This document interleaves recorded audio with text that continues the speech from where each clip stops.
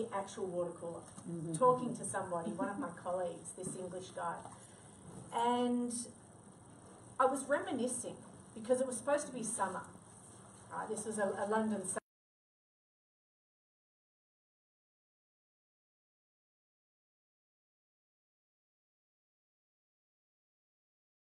We used to drive from Melbourne to Perth every Christmas. And he said, oh yeah, how far's that? About 3 days. And I literally could have picked his jaw up off the floor. He said, you what? I said, yeah, that was our family's idea of fun. And that's what you did in the 70s. You did these drives and you didn't worry about it. And we just rolled down the windows for air conditioning. He couldn't quite believe it. But, you know, if you drive for 3 days out of London, you're in Moscow or something. So it got me thinking about road trips again. And he said to me, why don't you do a road trip? And I'd already been on the road from Melbourne for 18 months at this point. So, but I'd gotten kind of stuck in the whole London rut thing, working, earning some good pounds, and then I thought, no, you know what, it's summer. I'm here, I'm a backpacker, I'm supposed to be travelling. So I just started to devise this crazy road trip. And I thought, I wonder how far I can go from London overland. So except for the bit jumping into mainland Europe, I'm literally not going to get on a plane or a boat. I want to go overland as far as I can. And I put it out to all my friends, you know, we were all about who could find the craziest way to travel, who could have the most ridiculous experiences, you know, and we'd all sit around over a beer at the pub and talk about this stuff. So I put it out there, I said, who wants to come as far as they can with me overland? And they all thought I was nuts. They're like, what? What are you doing? You've been working in London now, you can afford a plane, Joe, right? And I'm like, no, that's not the point. So I had to advertise, and there was this magazine called the TNT magazine, and anyone who ever lived and backpacked and worked in London would know this magazine. It's where there were jobs advertised, it's where there were places for rent, it's where the best pubs were, etc., etc. And in this magazine, I thought, you know what, I'm going to advertise for a travel partner. I'm going to say, I'm doing this crazy thing, do you want to come? And I got some really interesting responses, but one of which was an Irish guy called Brian. When we met, I could only understand probably half of what he was saying, but he was really, really cool, and he had this barbed wire tattooed around his bicep, and I thought that was pretty cool. So I said, cool, come with me. You look like a good guy. I'm not going to fall in love with you, right? That's pretty clear. So you'd be a great travel partner. So we organised it, and what we ended up doing was going from London through Eastern Europe and then up to St. Petersburg. And the reason, I hadn't really planned on Russia, but the reason we got there was because, as happens, on a Friday night at the pub, I met an Aussie who was married to a Russian girl who had set up this awesome travel company. And the travel company was getting Aussies and Kiwis into Russia. Remember, this is the mid-90s, so not a lot of people travelled to Russia. You had to have very special visas. And I thought, you know what? That sounds like a good place to go. So we popped that on the list. And we got to St. Petersburg, and you had to stay with families.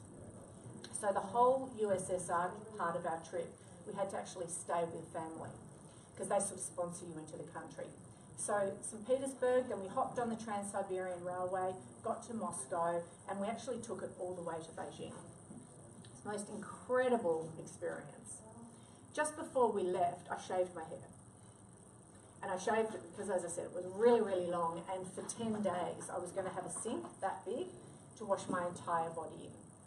And I didn't want to have to be dealing with dreadlocks. So we looked at a right pair, and we got to Ulaanbaatar, which is the capital of Mongolia. And we were staying with this family. And there was a teenage boy who was about 17 and a young girl who was about 12. When I was at school, I learnt German. When I was at uni, I learnt French. But Mongolian was never on my language list. They never spoke a word of English. And so it was stinking hot, and we were inside this tiny, real Cold War Soviet Union apartment, no air conditioning, and we were there for about 2 days. And we'd done the one site that there is to see in Ulaanbaatar, and we were sort of sitting around, and I was getting really uncomfortable because the teenage son was kind of leering most of the time. And I was getting a little bit uncomfortable. I was like, I don't know, we need to get out of here, but I don't really know how or where. And so we kind of had to stay our days there. Anyway, we were sitting there and we had one night to go. And we kind of not really enjoyed our time as such in that part because there wasn't a lot to do and there was no connection between us and the family.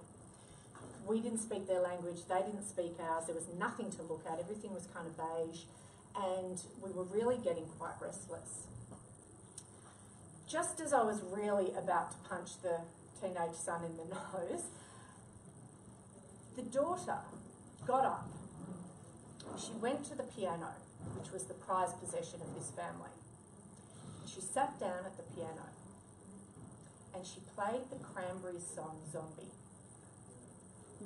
Now, she didn't speak a word of English, but she sang and played that song note and word perfect.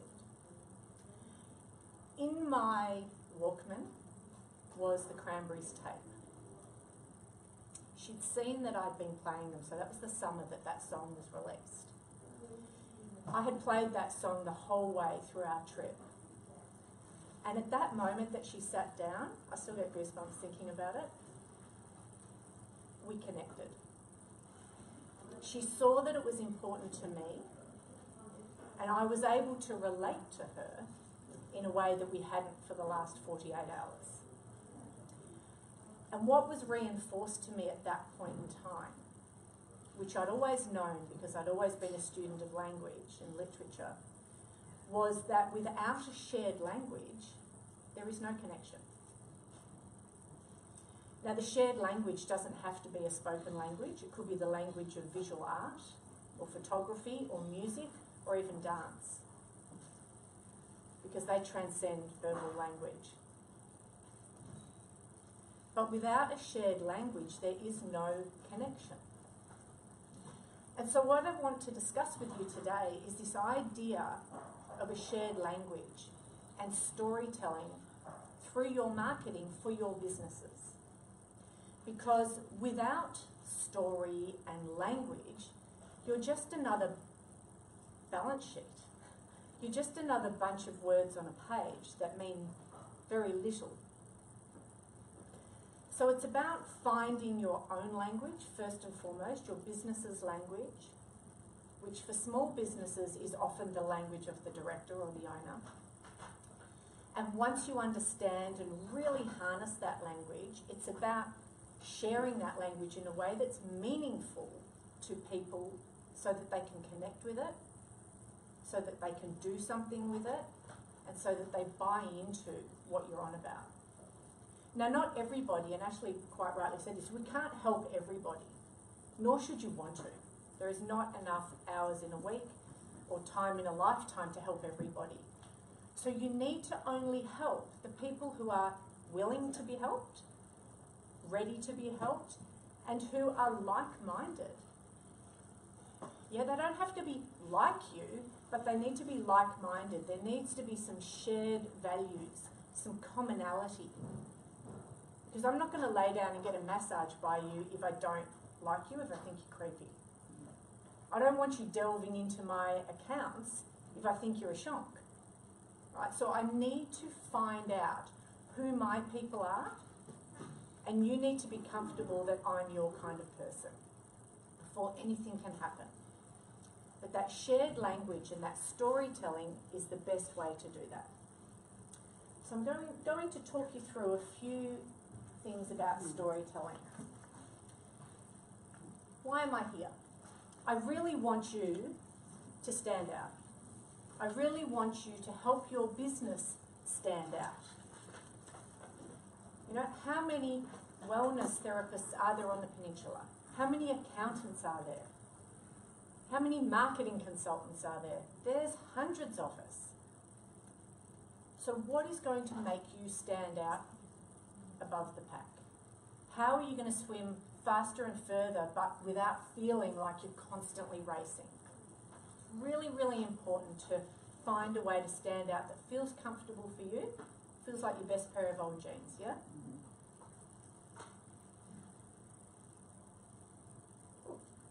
Now, who am I? I'm a daughter. I'm a sister. I'm a wife. I'm a mum to these crazy monkeys. I'm part of the Best Mothers group on the Mornington Peninsula. You may have seen this in the news recently. I'm a crazy cat lady and a best friend. I'm a major Hawks supporter, and I'm a dance mum, and I love the beach, and I love shoes, and I love to travel. And I'm also a volunteer. This is the Pencils community, which is a really great group. Look them up if you don't know about them. I'm also a board member on a foundation called the Attitude Books Foundation, which is amazing. Look that up too. And before I ran my own business, I worked for all of these major brands. I had a serious corporate life beforehand. Most recent one before I started my business was realestate.com.au, and I worked for them for 10 years. I now run a coaching business, and I run retreats, so I take a small group of people away on really luxury weekends, and I help them to get their big, major writing projects done. I do book coaching, so I help people bring their books to life. And that's my book in the State Library, so I'm an author as well, and that was like a really cool day. And I love a radio gig. I laugh a lot. I sometimes get shit wrong, and I sometimes get it right. So that's who I am, and that's why I'm here to help you guys, because I think I know a little bit about stories. Now, some of the questions that you might have about your marketing, what are they? Can someone throw them up? What are the big challenges that you have around your business marketing? Anybody? I think a lot of the stuff we've covered today is about listening to the customers and what matters to them. So talking about yourself, how do you make it relevant? Yeah, or sure. make them want to be interested. Yeah, absolutely, and we'll talk about that. I think some of the biggest questions, because I know they're big questions for me too, are these, you know, how do I find new clients? Like, how do I find them? I've got a low marketing spend. Most of us have, right? A low marketing budget. So what do we do to maximise our dollars? How do I get really paid well for my expertise? I don't want to drop my pants just because you think I'm not worth it. How do I showcase my uniqueness? So how do I talk about myself but don't sound like a tosser? How do I attract great staff? You know, if your business is growing, how do you get people to come into your business that are like you? And how do you keep growing? If that's what you want. Not everybody wants to keep growing. Some people are really comfortable where they're at. So I stress that. And I was saying to my husband before we were sitting up there when Shannon was talking about, you know, all these gross profit margins and this and that, and I'm like, oh, thank God I don't have products or people to worry about. Like, I'm really comfortable being where I'm at. So not everyone wants to, but it's about how do you grow your bottom line with what you've got. And I think the answer is in the stories. I think the answer to all of that is in the stories that we use to really market ourselves. This is a really cool project I want to just highlight to you because it really, really illustrates this point that narrative or storytelling can actually transform anything.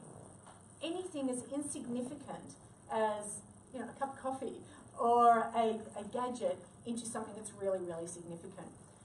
There was this great two guys, they wanted to do this sort of anthropological literary study. It was done in 2009 in the US, and what they did was they went to op shops and they bought 200 items for no more than $1.25 each. Right, so they spent about $200 roughly. What they did was they put it out to a whole bunch of authors and writers, and they said, can you write a story for this object? And then what they did was they put them all up on eBay. So instead of a description, they put the story up with the item, and they wanted to see whether they could turn an insignificant sort of little knick-knack into something significant, using the theory that significance is objective and was based around sort of monetary value for this piece. They turned $200 worth of rubbish into over $4,000 worth of sales. And the stories are directly responsible for that. They then went on and did it another couple of times, and they raised so much money for literary organisations. It was extraordinary. And it was just really great proof that a story can sell anything. A story can really sell anything if it's good enough, if it's meaningful enough, and if it touches the hearts of the people who want to be touched. And that's really the point. Why does storytelling work? Because there's a few scientific reasons, but one of the big ones is this idea of neural coupling. So what happens is that when I hear a story or read a story, I turn that situation into my own. And I step into that story and I think, oh yeah, that's me, that's me, that's me. And I start to take that on. So then it has a much bigger effect on me. The other thing that happens is mirroring. So listening here at the moment, you're all listening to me tell stories, and your brain activity is all similar. And it's also similar to mine. So if I'm really up and I'm really, really excited, you're getting excited too. Or if I'm really chilled, so is yours. The other thing that happens is that dopamine is produced. Yeah? And what that does is it means that you remember things with much greater accuracy. So if I put up a spreadsheet and start talking about that, you're all just going to go, oh my God, right? Except for maybe Shannon, because she likes spreadsheets. But, you know, you're not going to remember it. But if I tell you a story, I guarantee you'll go home and tomorrow you'll remember bits and pieces from today, but I reckon you'll remember, and you might even go and put the Cranberries zombie song on, right? You will. And what that does is remind you of me and maybe something that I said, okay? So that's what the dopamine does. And the last thing that's going on is cortex activity absolutely gets elevated. When there's emotionally charged stories, your brain activity goes through the roof. And that's great. That's great for your memory. So what actually is business storytelling? All it is using a personal story and attaching it to a message of value. Attaching it to a business message so that people remember it. Because if I give you facts and figures, you won't remember them. You will remember the stories, however. And you know what? It's not a new idea. And lots of people are on the bandwagon now. I started my business 8 years ago talking about this stuff, but everybody now is a storytelling marketer. Doesn't worry me, there's room for all of us.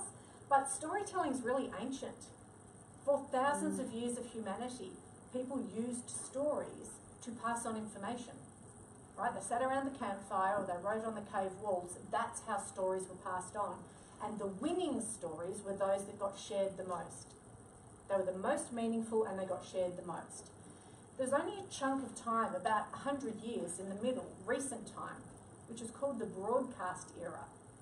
And the broadcast era is when broadsheet news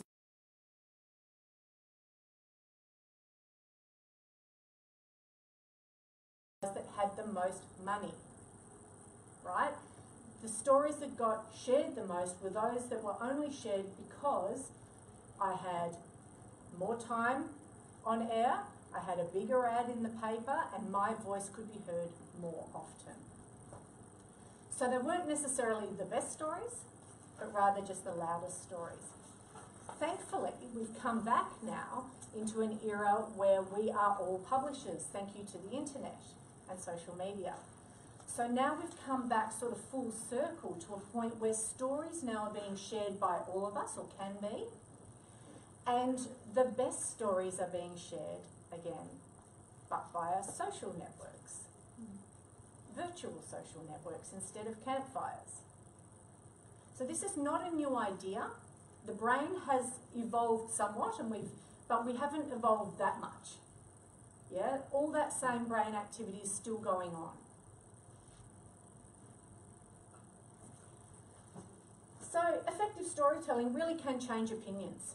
And look, you only have to look back in recent history to some of the world's greatest orators to understand how much, storytelling can affect people's opinions.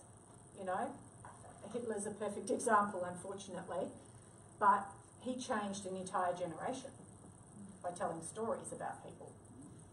Yeah, very, very powerful. Stories can also inspire us to achieve things that we've never achieved before. How many people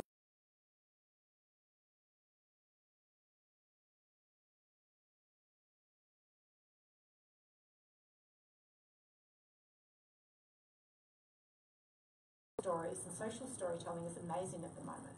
There's a lot of incredible social enterprises out there that just hang their hats on stories. Big question, how do you know how much to share? How do you know what to share? And we've all seen the oversharers on Facebook, right? We've all seen them. Scary. I'm going to share with you 6 types of stories, sort of 6 categories of stories that you can share. The first one is the who I am story. So this is where you get to hear about me. And the reason that you hear about me is because I'm demonstrating expertise, I'm demonstrating value, I'm letting you know I'm someone you can trust. And that's all very important. So there is no problem talking about yourself if you align it with the value that you offer to your people. Okay, and if you know that it's something that they need to hear. So you can talk about your achievements, you can talk about your failures, you can talk about your evolution and where you've come to. How much, when you say failures, Yep. how do you do that without? Well, you turn it around and you do it as a lesson. So just as Ashley did about that client that she lost, that's a failure in her world, realistically, but she's turned it around and used it as a lesson to be able to say, well, you know what, that was then, this is now, and I'm still on the game. Yeah? So it's actually a great way of demonstrating. You can also use a failure of yours with a client, and maybe that was, 6 years ago, but you've done all this extra study since, or all this extra practice, so now you're doing X, Y, Z. Yeah? The next ones are the why am I here? So this is where you're building trust. I'm here to help you, and this is going to be a mutually agreeable and beneficial relationship. So you're telling your audience and inviting them to understand why you're here to help them. The third one are the teaching stories, and this is what we see most of. So this is where people are doing the 5 top tips too. Yeah, so these are the sort of teaching stories. But these are equally valid, just don't spend your entire marketing life here. Okay? So, because you can give away too much sometimes. But, really, really great to be able to demonstrate value by virtue of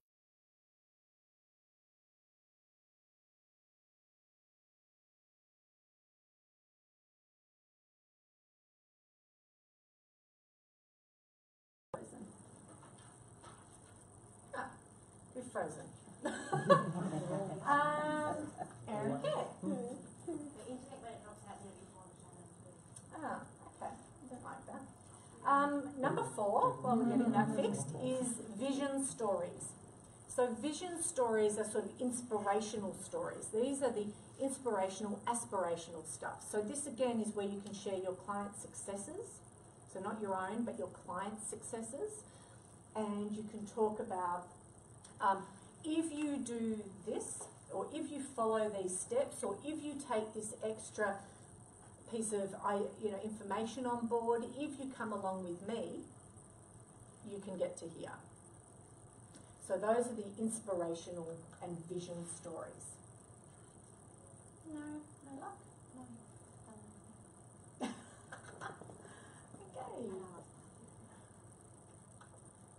Can you jump out of it off there? Yeah, Oh, golly. Alright. Sorry, guys. Jump out. Try and try my laptop. Even if we can't get it back up here. Yeah. Sorry. Sorry, guys.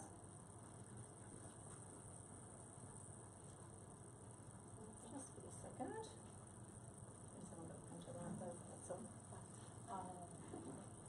Does anyone have any questions so far about this sort of stuff, about this kind of how much to share or what to share within these sorts of teaching or vision or who I am stories? I always worry that I'm talking too much to a client, because Okay. I always want to rein it, tell them what it is we're here for and what we're doing and Yeah. what we can do for them, but then how do you set your time in your head? You know what I Is mean? this, do you mean in an actual physical conversation? Yeah, Right, yeah. yes, sure.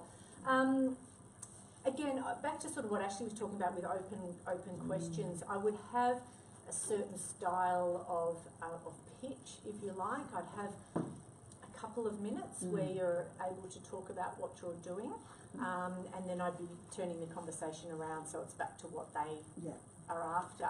But when I'm talking about this sort of stuff, I'm talking more about creating the marketing pieces that you're putting out there. So whether it's social media posts, whether it's blogging, whether it's your email marketing, whether it's information on your website, the consistent conversations that you're having through your marketing need to have your customer at the centre of them, but you're allowed to talk about yourself in relation to that customer.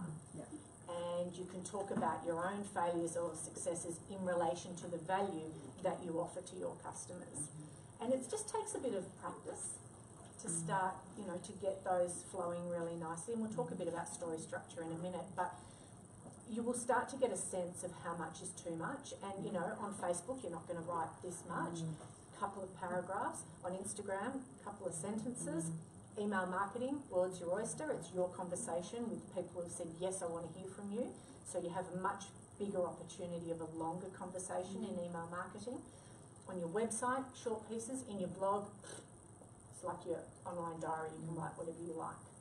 So different platforms require different amounts from you, but you can, if you're clever at it, tell a story in a tweet, which is like 140 characters. You can tell a whole story in one sentence, just as you could take, 40,000 words to tell a story. Yeah? Right, so it's the medium requires different amounts of massaging to get the story out, but the structure remains the same. Does that make sense? Yeah? Cool. Yeah, alright. I'll just jump on here. Looks like we're going to lose vision, but that's okay. I'll just jump on and do it from here. So number 5 was values in action story, and this is where you need to start re-emphasising the positive values that you uphold and your business upholds, in the hope that the recipients are also upholding those values. You're also asking them to think about the negative emotions and actions and things that you perceive as negative so that they don't bring those to the party. Okay, and we've all worked with people who we probably shouldn't have. In the early days of business, we all go, yes, yes, yes, I'll do that for you, and then you regret it. And the most empowering day of my business life was saying no to a $10,000 coaching client. And I really, really wanted that money. I really wanted that money. And I said no, because I did not want him in my studio for 3 months. I knew I could help him. I knew I could help him get where he needed to go, but I just did not want to see him in my studio for 3 months. We just didn't share the same vibe. So, you need to be able to tell stories that allow people to understand what's important to you. My values are all about family and freedom and flexibility and joy, and I swear a little, and I laugh a lot, and I muck around, but I get the job done. And I'm a real word nerd, and I want people to appreciate that. And, I need you to be flexible, but I also have firm boundaries around work time and family time. And I like to work with people who are the same. I don't want you calling me at 8 o'clock at night with your story about whatever. No, thank you. I don't want you turning up late, though. And I don't want you to pay my invoice late. So, these are the things that you need to let your people know. But you don't go out on Facebook and go, right, all you people out there, I don't want anyone to contact me who doesn't pay their invoice on time. Like, you don't be as overt as that, of course. But through the stories that you tell, you let people know who you want to work with and who you don't. And that's really, really important.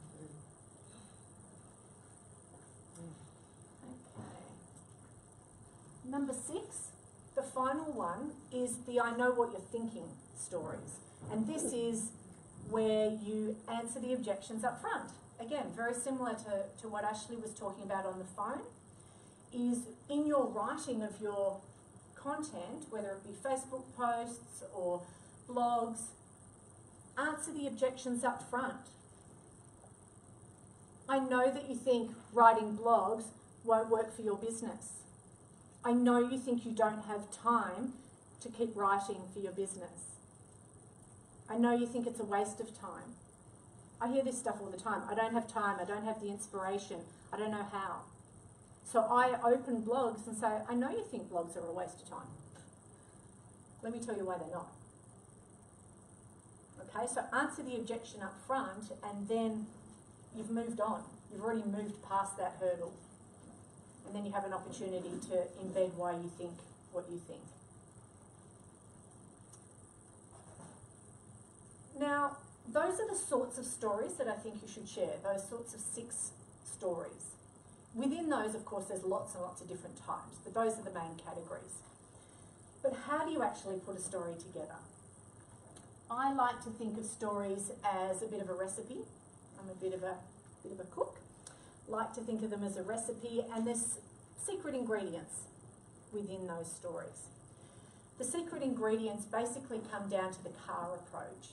So there's context, and there's action, and there's results. So there's 3 things have to happen in every story for it to be effective, if you like.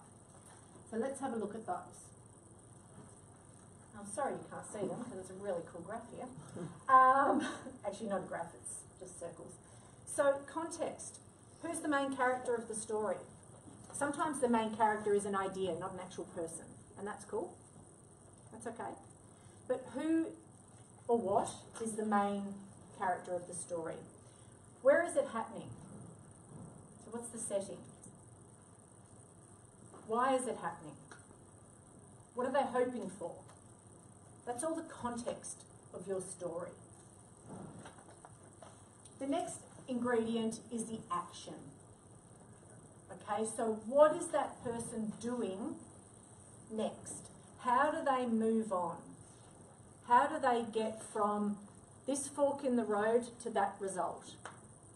So in any good story, you will have a hero's journey, yeah? Any good fictional piece of writing is written like this, but so are the best blogs and tweets and copywriting. You know, as a person who starts here, in the particular context, they come round, something happens, there's an initializing incident, they can choose this way or that way, they choose to come round here, oh my God, are they going to die or are they going to be the hero? They make that choice and they come out of that unknown world as a new person. They've got some new context, they've got new ideas, they've got new thoughts, and they take that back to their own world, back to their known world. And then it starts again, and that goes round and round and round. So the action, oh look, we have vision, there it is. That one, yep. Wow, thank you, sir. I love it. Oh, look, now we've got 2 on a page. This is exciting. 1 here and 2 there. That's all right. That's okay. Thank you. So what are the steps that were taken and why were they important? That's that action. And then the third ingredient is the results. So is it a comedy or a tragedy? You know, were they happy? Were they sad? Did it work out? What was their fate?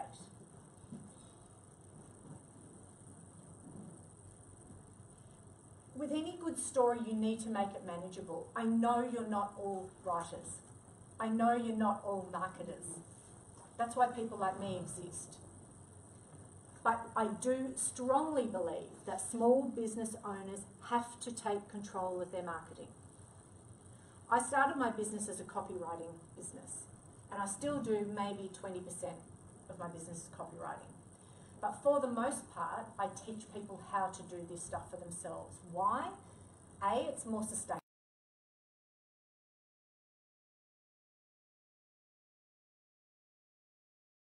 Much more leverageable for me. I can do this to a dozen of you, or I can do this one-on-one. Yeah? And the other thing is that you are the only ones who have the voice of your business. I know how to really cleverly interview people to get that out of them and to draw it out so that I can do copywriting for a business. But I'm probably only ever going to get to 95%. I'm never going to have that little special ingredient, which is you. You are the business. You have the language of that business. You have the tone and the intonation. And I can teach that stuff. I can teach you how to recognize it and how to use it in your business. But if you're asking someone else to do the writing for you, it's almost impossible for them to be an exact replica of you. So learning how to do this for yourselves is super duper important, because you have to produce content for your business every day, every week, every month.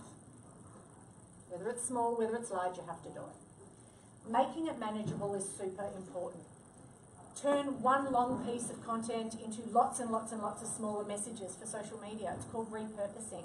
And in your goodie bags, you're going to get, among other things, there's a bookmark of mine which has got a repurposing masterclass video that you can download and watch. And it teaches you how to turn a blog, say an 800-word piece of content, into about 20 different pieces of marketing content. So have a look at that. But mostly, what's the goal is important, and who is the audience, yeah? What do they need to know? What do they already know? And what's relevant to them? Don't be under the illusion that you talking about yourself is not relevant to them, because it is. Everybody checks everybody out well before they give you the phone call and say, hey, can you help me?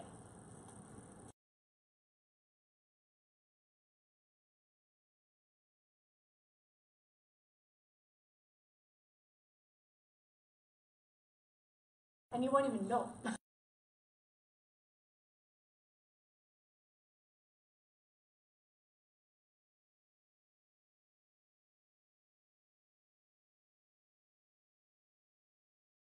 Because, and that's why I do what I do, and I share my life kind of almost warts and all, not everything, but I share a lot of it because I advocate sort of freedom and lifestyle businesses.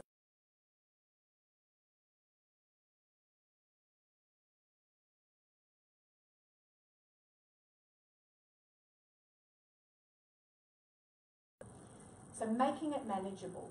Always be clear. What's the goal of the message you're creating and who's the audience? And the story will come to you then. Ultimately, why'd you tell the story and how can it be used to inspire people? And I don't mean inspire them to run a marathon. Inspire them to just take action. Inspire them to look after themselves. Inspire them to move forward in their business or their life or whatever it is that you offer them. Inspire them to try something new. Inspire them to have some joy. Inspire them to reconnect with a partner. Whatever it is that you do, with that story, you should be inspiring them to take action. And every story should be establishing trust. At every step of the way, you're establishing trust. Be authentic. Be yourself. Be vulnerable. Talk about your mistakes and your poor judgment. And tell stories which reveal who you really are. Because people buy people, they do not buy facts and figures. Okay? So the elements of a great story are very simple. There's got to be that clear beginning, middle and an end, not just a wash of grey and beige in the middle. Use emotion and conflict, that's the action part in the middle. Use that to elicit a response. Good, bad or indifferent, there has to be some kind of response. You need your reader or listener to think, to feel, to act differently than they did before you wrote that piece. That's your only job. Now, if you're delivering your content and your marketing via video, great. The response might be, oh my God, I love her, I need to go there. I need to try her out, I need to work with her. Or it could be, oh my God, she's driving me bananas, I can't stand her voice. Turn it off, move on. That's fine. Because remember, I can't help all the people all the time. So I want to get a clear yes or clear no. And clear no's are just as good as clear yeses. Okay? And the final takeaways, just don't be afraid to put yourselves out there. That's what it's about, warts and all. Particularly on the peninsula, right? We're a big, happy family. I know it's changing and it's not the cute coastal getaway it used to be, but, you know, it is still a big, warm, fuzzy community. People know people, believe me. Don't underestimate who knows who. So do be careful what you say. If you're going to be slanderous, don't be. But don't be afraid to put yourself out there. Get out there and say who you are and why you stand out, because you know what? Probably your competitor's not. And that's awesome. That's a huge opportunity for you. Use stories, use your own stories, use those of customers to help position yourself and your value and sell your message without having to sell. Use clear story structure in the messaging and use your own voice and language. Don't copy anybody else's because it will sound fake.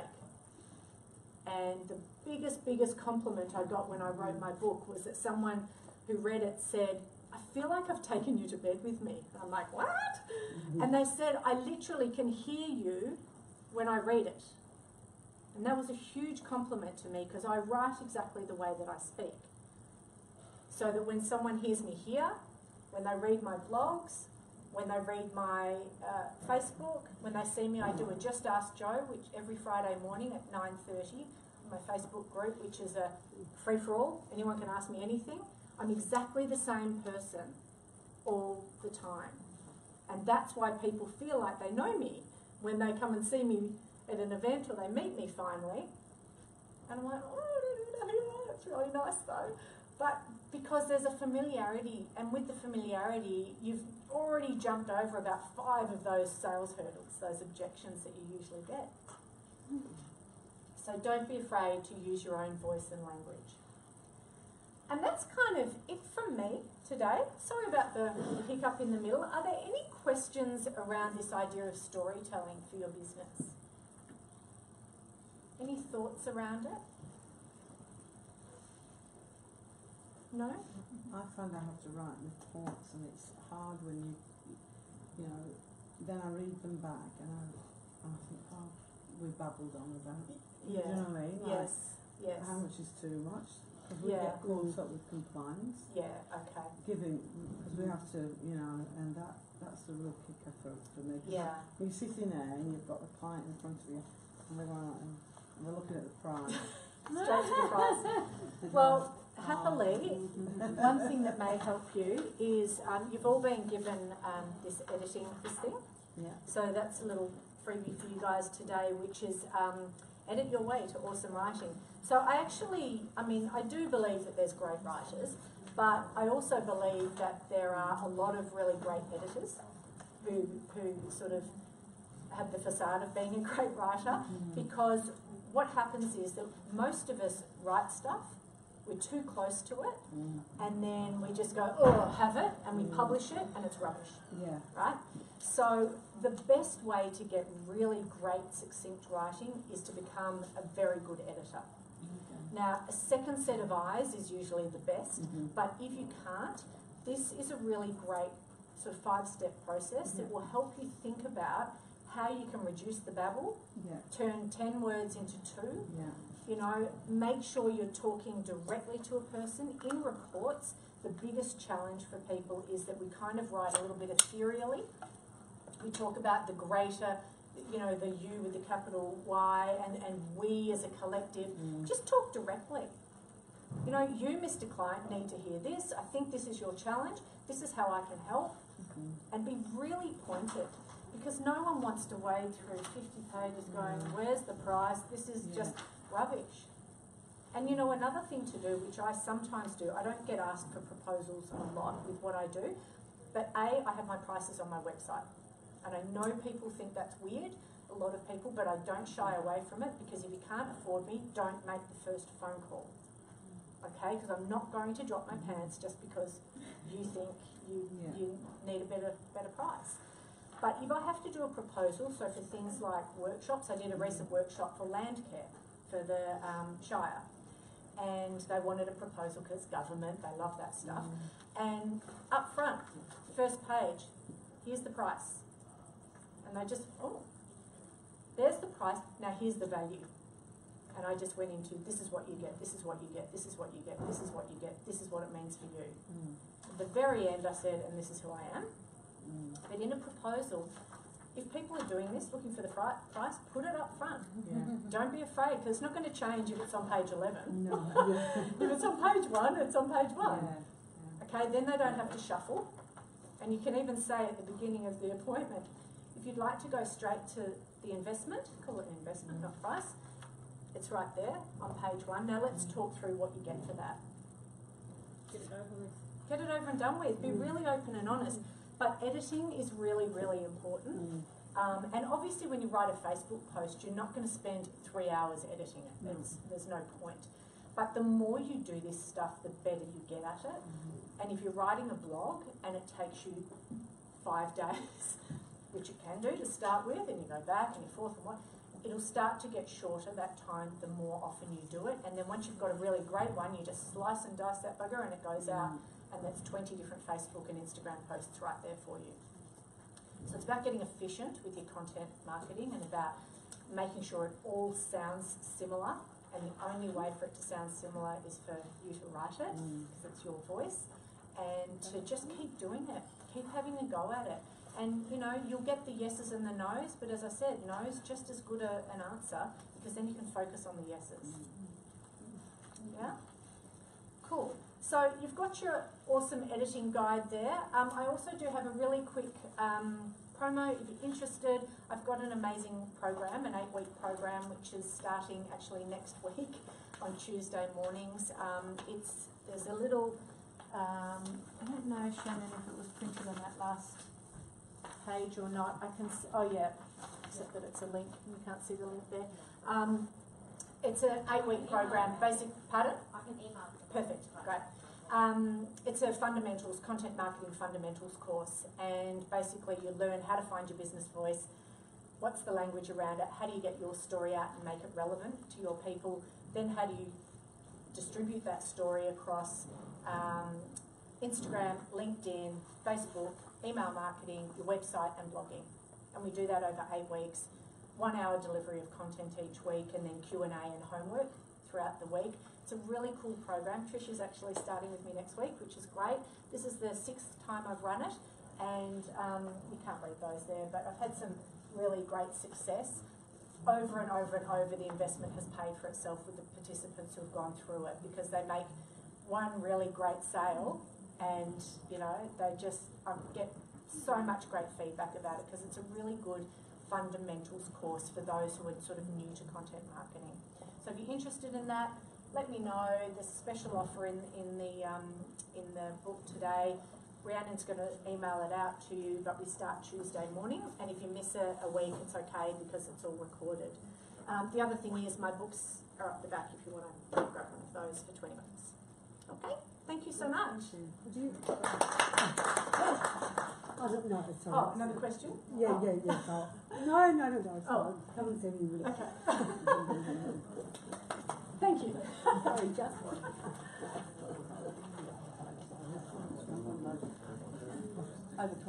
Talking to you about different single origin coffees and the way that we roast, or how to pour the perfect latte. Those things are kind of fun, but they're probably not what you came here to hear. And if you want a good latte, they're serving Common Folk coffee out in the bar, so you can get one afterwards. What I do want to talk a bit more about is who we are and how, as Common Folk, and how we've managed to stand out in a really noisy market on the peninsula. Because I think that anyone who's operating a business is probably asking themselves the same question: how do I make my business grow to where I need it to be, and how do I stay there? So a little bit about myself. I've got a few tattoos, a lot of which are different animals, and that's because I actually really, really love the environment and actually studied to be a zoologist. So I've got a degree in science, and I was going to kick on, and I actually wanted to be the next David Attenborough before I was caught the coffee bug. And that really never finished up where I thought it would, because by the time I finished uni, I decided I wanted to give business a crack, and I haven't looked back since. And so coffee for me was initially a bit of an afterthought. something that I really enjoyed drinking and was paying my way through university, but it was never about business. And I think that I'm not sure how all of you stumbled upon or maybe strategically found your idea for your businesses, but for me it was very much a case of one thing leading to another until I got to the point where I decided, actually, I'm going to change the direction for my life and head this way. And to be honest, I'm really, really glad I did. And so at the moment, I'm actually working in a business with one of my business partners. He's heading up the general management, and I'm much more about business development and also heading up the wholesale arm of what we do. So not only do we run venues, but we also sell coffee to great venues like the Mornington Golf Club and all over Australia. So we kicked off in 2013. Initially there was 4 of us, just 4 mates. We had some values and vision about what we wanted to be, and a whole heap of goodwill and blood, sweat and tears to put in. But other than that, we really had no expectations beyond opening the doors and roasting some good coffee. I guess what we did want though was for Common Folk to be more than just coffee, food and art, because we do have art studios. Has everyone been to Common Folk? Has anyone not been? Cool. So some of you might know, some of you might not. But it was actually all in the name. So it took us ages to settle on Common Folk, but I think it really sums up what we're trying to achieve, which was a place for the common person to come and enjoy uncommon things. And so I think the first thing I want to share with you is our values for Common Folk and the business as a whole, because I think that a lot of small businesses open up. You spend all the money on the capital investment that you need, you might get the training you require, you might invest in things like websites and marketing, all this kind of stuff, but if you don't know who you are and if you don't have a set of values and vision, you're already behind the 8 ball. And Joe, fantastic presentation, I think you were touching on that too. What's your story? If you don't have a story, if there's no reason for you to be doing what you're doing other than making coin, then you're probably not going to make coin. You really need more. So for us, it was accessible excellence. This is where I will talk a bit about coffee. So coffee is the second most traded commodity in the world, and a lot of it's kind of crappy. And a lot of the expensive, fancier coffees are really wanky and kind of inaccessible. I don't know if you guys have been to cafes before that, you know, you felt like you were actually like kind of, the barista had so much disdain for the order of an extra hot, you know, weak latte that, you know, you shouldn't even be there. Well, that's not Common Folk. We wanted to be roasting the best coffees in the world and then serving them to anyone who drinks coffee. Secondly, we were about our people. So from our staff through to our customers, through to the owners of the business and the people who are our suppliers, we wanted to make them a priority so that when you join Common Folk in whatever form it is, whether it's as a customer or as a staff or as a wholesale partner, you feel like we really do care and that we try and develop meaningful relationships with everybody. We wanted to be about a special space. We wanted anyone who comes to our venues to feel like it was home, or at least feel like it was the place they'd rather be, not work, not home, the place they'd want to spend their time. We also want to be about creativity. We're a bit of an unorthodox bunch. I think we excel the most when we're innovating and breaking ground. And so that's reflected, I think, in the way we approach coffee, food, marketing, business, pretty much everything, even haircuts. So we really want to be a space that celebrated creativity and diversity. And finally, and really importantly for us, we wanted to be a place with integrity. And so we wanted to focus on the triple bottom line, so social, sustainable and financial, rather than just financial, which I think a lot of businesses are adopting at the moment, and strongly encourage anyone looking to really break ground as a business and getting traction in a competitive market. A triple bottom line is a great place to start because most of us want to live a good life and a whole life anyway. So there's the one easy way to do it as a small business owner is to actually start it in your small business, and it doesn't have to cost the world. It's more thinking about ways that you can do that in the framework that you're currently operating in. And I know the customers really appreciate it because they tell me pretty much every day. And so we administer our business in a way that works for everybody involved, not just us, but the people who supply us through the people we supply. And so 5 years later, we're a multi-million-dollar enterprise. We've got over 60 employees. We're operating multiple venues and servicing over 50 wholesale accounts across Victoria and Australia. And earlier this year, we were actually privileged enough to win the inaugural Mornington Peninsula Business of the Year. So Thank you, Rihanna.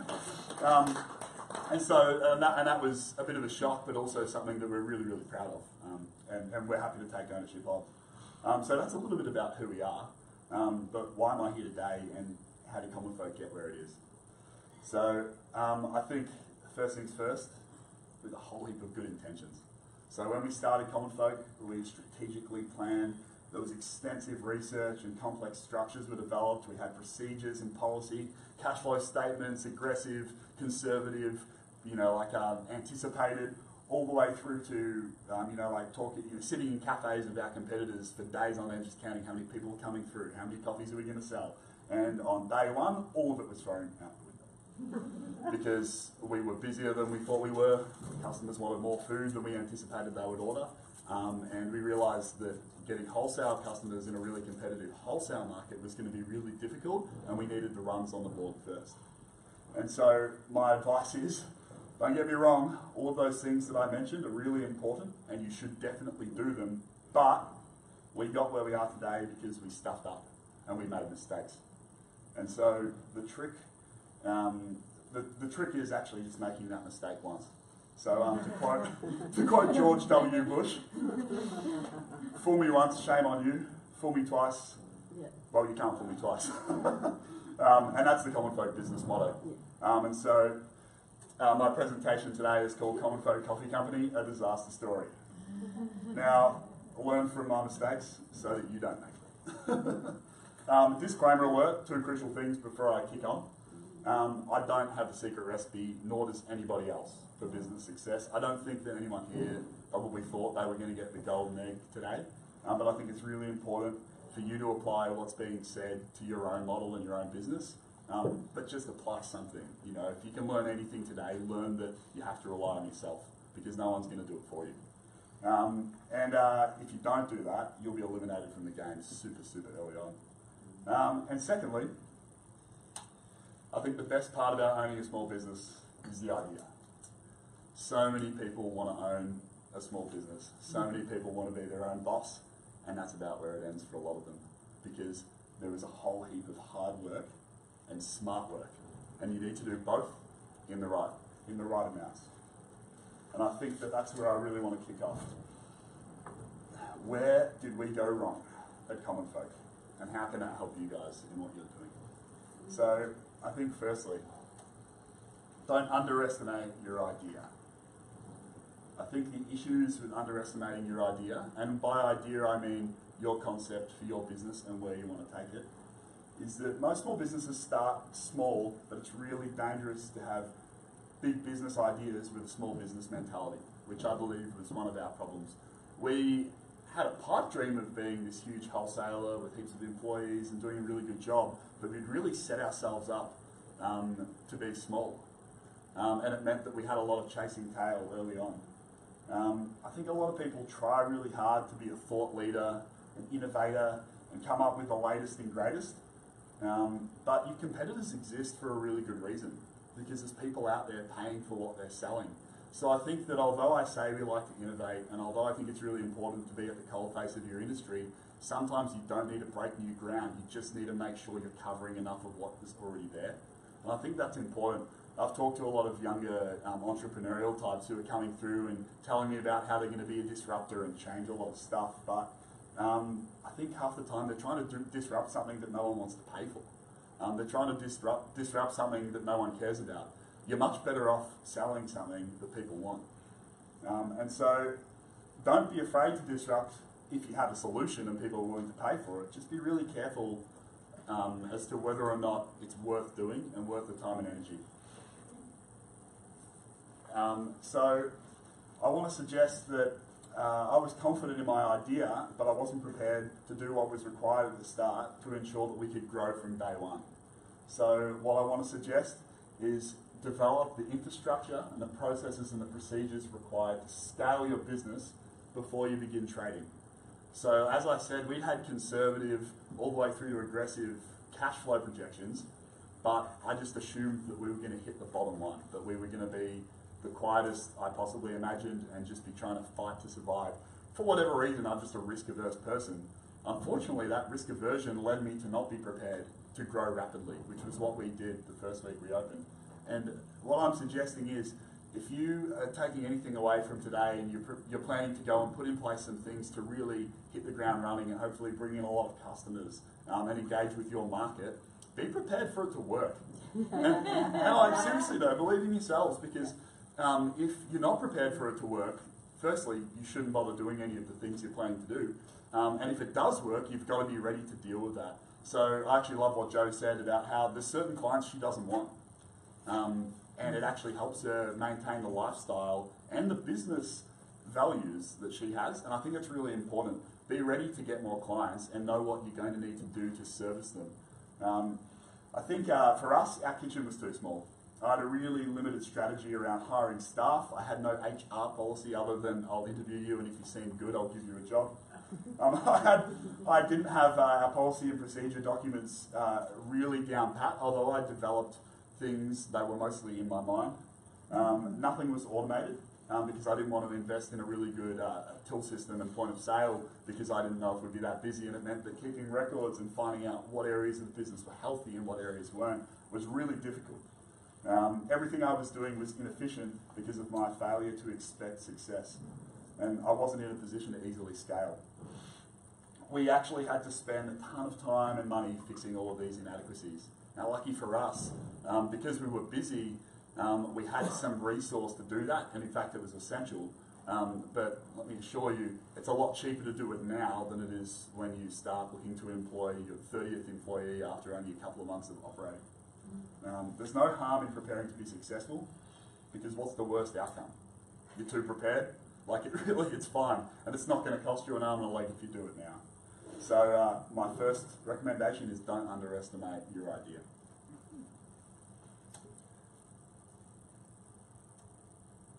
The next one.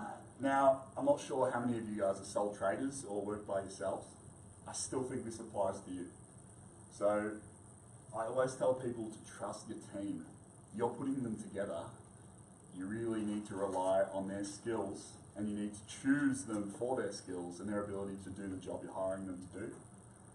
And if you're a sole trader and you're not actually employing anybody, trust your contractors or the people whose products you're purchasing or the systems that you're relying on in the same way. You will always be the biggest advocate for your own idea and your own business, and no one is ever going to have your voice, and no one's ever going to be able to articulate or do things exactly the way you want, but you're not going to grow if you don't give people a little bit of flexibility. I actually made a pact with our first head roaster, which is obviously a key thing to what we do, roasting coffee, that we wanted to make ourselves obsolete by the end of year one. And not because we didn't want to be working or because we wanted to fire ourselves from the business we were working on, more because we knew that if we could do that, then we were one step ahead and that we could keep investing in the next stage of our business. And so it was really easy for me to do everything and to teach someone else to do it.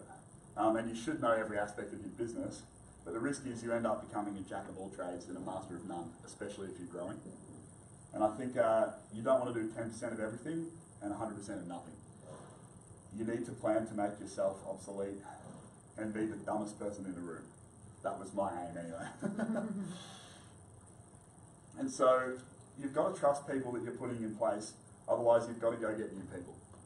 Now, I'm not sure how many of you are in the process of employing people now or building a team, but you need to find people who align with your values and vision, which brings me back to the first thing that we spoke about.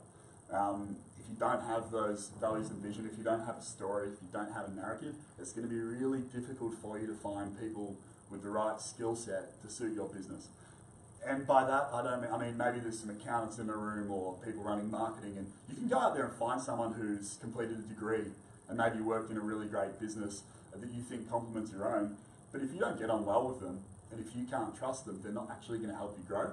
I think, I'm not sure who it was, but it was some business person a lot smarter than me suggested that the first 20 people you hire will make or break your business. Pretty sure it was the founder of Netflix, so don't know if anyone watches Netflix, pretty big business. Anyway, it's not something you can underestimate.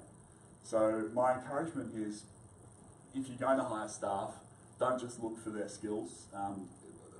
By all means, they need to have what it takes to be able to perform a role, but make sure that it's somebody that you can trust and someone that you can empower to do what you need your business to do, and that you're happy to leave in a room with a client and go off on a holiday. Or alternatively, if you're not, you've got another person who can do that, and you can put them in a room, lock them in a room and get them to just punch out a whole heap of work that otherwise you'd have to be doing.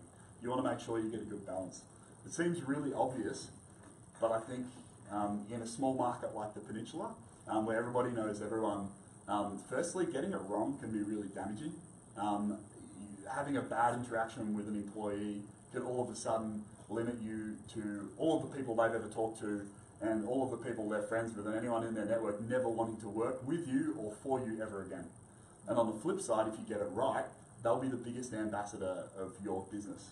They'll be telling everybody, oh, I want to work for, you should come and work for, X company, or, we actually do a really good product. Everyone thinks that their customers come through great marketing, but sometimes the best marketing is your own team and your own people. And I think that it's something that you cannot underestimate. For example, we've got 3 wholesale clients now that are going through serious kilos of coffee, all of whom were actual previous staff members who worked for us, who went on to start their own business. A lot of business owners, and I've worked for some in the past, resented and made it very difficult for a team member to leave and, say, open their own business or become a competitor. Whereas I see that as a success. If I've created an environment where somebody can come in, build themselves up, and then start their own thing, and then I can also sell them my product, I'm really happy to do that. Now, I know not everyone's in that same position, and the other option to that is then creating them an environment where it's not worth them leaving because they're actually doing better in your business. But I think it's something you really, really have to consider when you're trying to grow your business.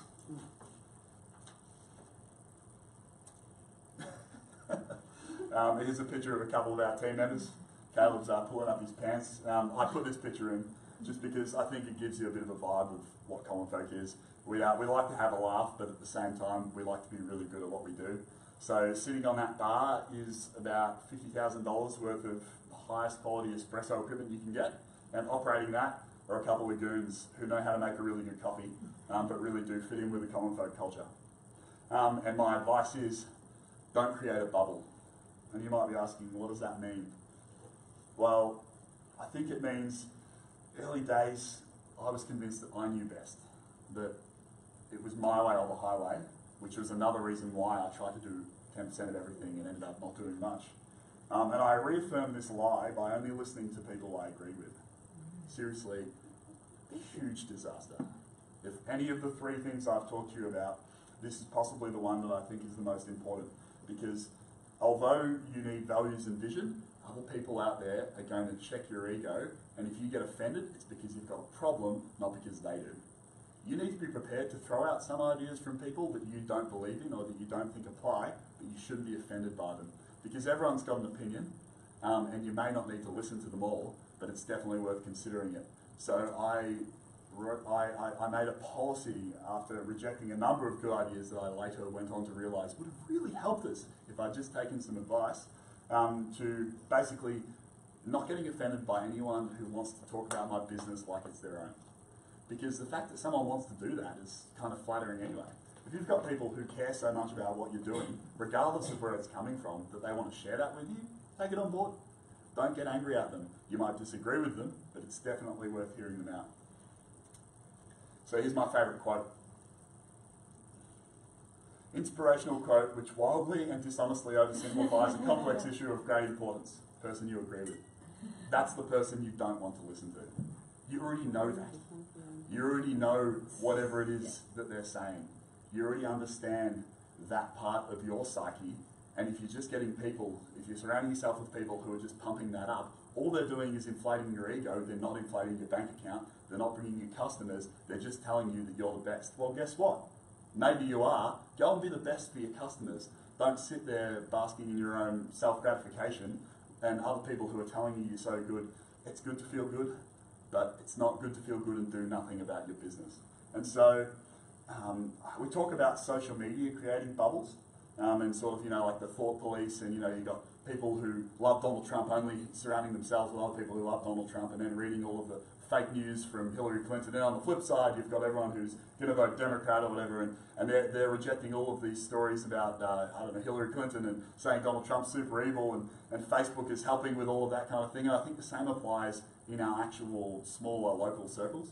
I think that we all have businesses or people that we do or don't like, but I don't think you should limit yourselves to those groups. So it's really tempting to surround yourself with people that make you feel good about yourself. Yes men, yes women, whatever you want to call them. But when it comes to business, they're not going to help you. So they've got the same ideas, they've got the same strengths and weaknesses, meaning that they can't really add anything of value that you don't already know. So when I realised I was going down that path of self-importance and surrounding myself with people who made me feel self-important, I put in place that rule of checking my ego. And I was lucky enough actually to have other business owners who were directors on my board who had really varied experience and actually disagreed with me a lot. So I was the coffee idea. So I was the person who had the industry experience to start with. My partners actually came, although with a love and a passion for great food and great coffee, they didn't really know how to execute that. And so I probably wanted to push my agenda more than ours. And to start with, I did until I realised that it wasn't working the way I hoped it would. And so my advice would be to invest in other people like that. Now, you might be the sole owner of your business, and you might not currently have other partners that you can lean on, and that's totally fine. You actually don't need that. What you should do is really consider putting together an advisory board of people specifically tailored to cover bases that you don't cover yourself. Every corporation has a board, and I think that that should apply for small business too. I don't think that you should consider yourself so above making mistakes that you don't need advice from other people who are professionals. And so the great question would be, how do you get that? How do you find people who are prepared to invest in you, but maybe not prepared to take a huge wage or get anything back in return? Well, you've just got to ask people. It's called networking. And you would be surprised, especially on the peninsula, because it is such an insular place. A lot of people really care about what you're doing, maybe more than you think. And those people might disagree with you, or they might have skills that you don't have. And I think that it's definitely worth drafting an email or getting on the phone. To be honest, the conversation is probably better, and just asking, are you prepared to invest in my business? Would you be prepared to call me out when I need to be called out? Because if you empower people to do that, then you'll find them doing it more regularly, and you'll also be prepared.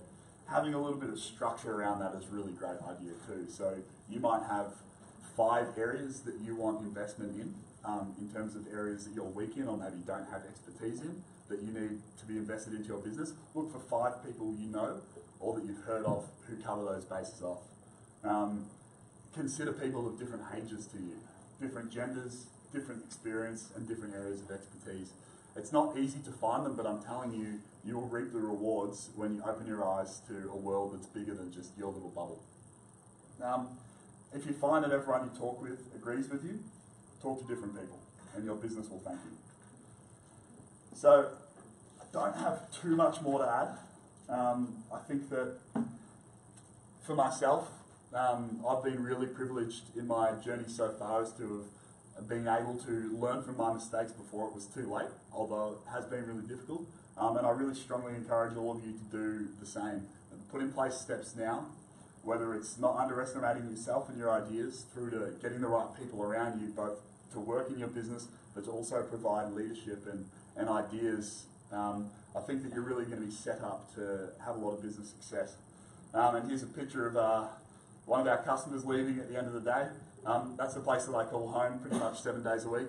I end up going there on my days off anyway, because it turns out I've got a really raging caffeine addiction, so I need to actually, I probably need to work on that one. I love it. I know they say that you don't get high off your own supply, but I think with coffee it's totally okay.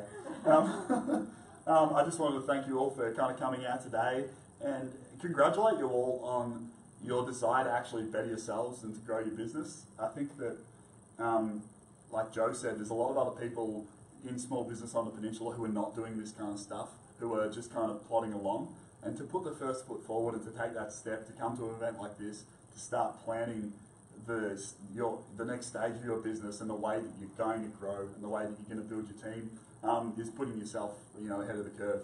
And I wish you all the best. Does anyone have any questions? You've got other venues here besides We do. As in other cafes? Yes.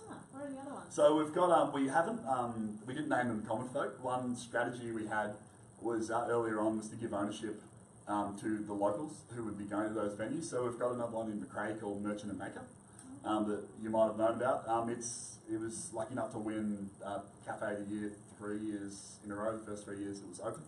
The council's Best Bites, which was pretty awesome. They're basically self-managing, an incredible team, really great talented chefs. We also started a mobile coffee service called Bussy McBusface, just riding on the coattails of Bodie McBoatface. And we actually sold that business to another gentleman who's licensed it from us, and he's going gangbusters. So to put it in perspective, if you've seen sort of mobile coffee carts that might be the size of a van or even smaller, this is literally an entire bus. And so he's only got one coffee machine in it, but he's definitely got scope to service a lot more people than a lot of other places do. And so he's booked out basically every weekend for the next year, and does huge festivals just because he's got the capacity to kind of do that. So one of the reasons we sold it is we just weren't prepared for to take on what it was. Unlike when we first opened Common Folk though, we did have a strategy to sell the business if it got busy. And so it was actually a really good idea. We managed to sell it just through our social media. We didn't actually pay any advertising fees whatsoever because of basically the word of mouth and the people that we had around us, talking to the right people until we found the person who wanted to buy it. So, yeah. I was there the first week you opened, which is really weird because it's just my daughter was dancing around there and I went past, I knew it was opening. And I think I was there on a Thursday. Yeah. And I remember walking in and thinking, oh my God, because I went to Melbourne Uni, Yeah. I was a Melbourne girl. And I remember feeling like I was home, like back in Fitzroy, and I was like, been waiting for something like this on the peninsula. And then I ordered, it must have been like 1:30 or something, and you were already out of food. Yeah, that was the story of my life. And I remember the apologies and this kind of drained look on everyone's face. And I remember thinking, oh, Jesus, please survive, because it's going to be cool. But, so that's just a memory, but just a question around the food. Yep. Why did you choose the Thai input? Great question. Pardon me. Because I love it. I just wondered where that came from. Though. Awesome. I can probably bring this back to the trusty team point. So one of the best hires we ever made was a chef called Rune Sasambat, and she's a Thai national. You guys probably met her before. And so she's got her own business now called Finesse Catering, who we regularly support and we love them. Another great success, I think, of sort of the culture I like to think the team has managed to build for itself. And so she's Thai, and to date, she'd really been limited to what sort of Thai food she was able to cook in the other venues she worked, because people felt that they had to, I guess, follow a certain recipe. So if you're going to be in a cafe, you just need to do eggs Benedict and, and pulled pork roll or whatever. And those things are great, but they weren't leveraging off what her real talent was. So although we had all of the classics, we also really wanted to showcase what Rooney did the best. And so I basically said to her, I'm like, Roon, you've got X many spots on the menu to do whatever you want with, so long as that they kind of tick these boxes, there's something hot, there's a salad, there's something cold. And so she went from there, and I think that customers really buy into that authenticity. One thing that we really try and be at Common Folk is ourselves. That doesn't work for every business, and I certainly don't encourage it, but that was a strategy for us. I think that by letting our staff wear what they want, by letting our kitchen team cook the food that they're great at cooking, we saw a lot of customers feel like they were at home, and that it was almost like they were in this space that they had a little bit of ownership of, because everybody felt comfortable and everybody felt like they had a little bit of a say. And that worked phenomenally well for us. So one thing that, not sure if any of you have worked in hospitality before, I know that it's a job a lot of people have sort of when they're in their teen years, but if any of you have experienced the classical old school chef, swearing, throwing pots and pans around the kitchen, just being a general idiot, we just don't tolerate that. And it was something that I said from the start. Every time I'd interview a chef, so long as their skills checked out, I basically share with them saying, the first time you swear at one of my employees and berate them for no good reason other than, you decided that's what you wanted to do, you're out the door. So if you're not that guy, that's fine. Come in and do it. If you are, you won't last. And I've fired 3 chefs in the first week of employing them because they said they weren't that person, and it turns out they were that person. And that's another thing. You've got to know when to pull the pin on some stuff. And I think that we've learned that over the course. Early days, you probably let things slide a bit longer than you should out of fear. You know, what am I going to do if this person leaves? Or, oh, but you know, maybe I can, you know, win them over by being a real good top bloke. You usually can't. And that sucks. Your expectation of other people's often, you know, the biggest hurdle to overcome. And so for us, getting to share our values and vision with new staff coming in is actually really, really special because they see what we're about, and I think that when they like us, they really like us. What do you do when you've got no chef there? That's a really great question. And so, and that's where the whole jack of all trades thing does come in handy. And the whole work harder and work smarter thing, you need to find that balance. So sometimes you're going to have to get in there, roll up the sleeves and wash the dishes in whatever form that takes in your business. Because the fact is, at the end of the day, you own the business and no one else is going to do it for you. But plan for that to maybe happen, and also try and have plan B, plan C, plan D for those worst case scenarios. I know it's really hard when you might only sort of do one thing and you don't have a huge team surrounding you, but that's small business. Like, I want to say that there's a solution other than you doing it, but there's not. Like, there just isn't. And that's where I tell people the best part about owning a small business is the idea. If you're not prepared to do some of that stuff, go work for someone else. Like, I'm being serious. I'm not saying it to be insulting. It's just, it's going to suck. You won't enjoy it. But if you are prepared that every now and then something's going to come up that you didn't expect would, and you're going to have to deal with it, then deal with it.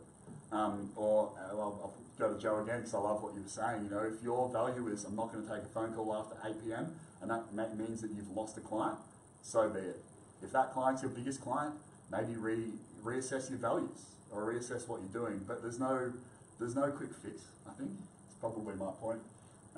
Sometimes you've just got to keep building on what you have. I actually was talking with, last night we actually had a great celebration. We started an initiative from day one at Common 2 called the Cup Counts, and it's helped us bring in coffee from Uganda that otherwise wouldn't have existed, and basically been able to fund these farmers who were just selling it at commodity prices.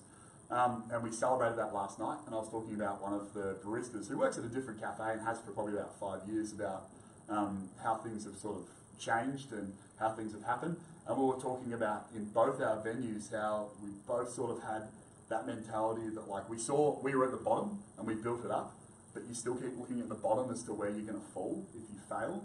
But the fact is that if you're smart, you're going to build a whole heap of platforms and sort of and things to break your fall if you do stuff up.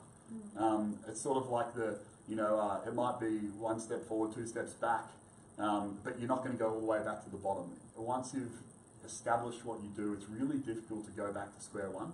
And I think that often in small business, you're really worried that everything's going to crumble and you're going to go back to the start, or even worse, further back. I think that that's a psychological hurdle you need to overcome. If you're putting in place the things you need, you're not going to fall back to the bottom. You might fall back a rung, but you'll be able to grab onto it and go back up. And so, not being afraid to fail is sort of key, but also being realistic as to what failure might mean.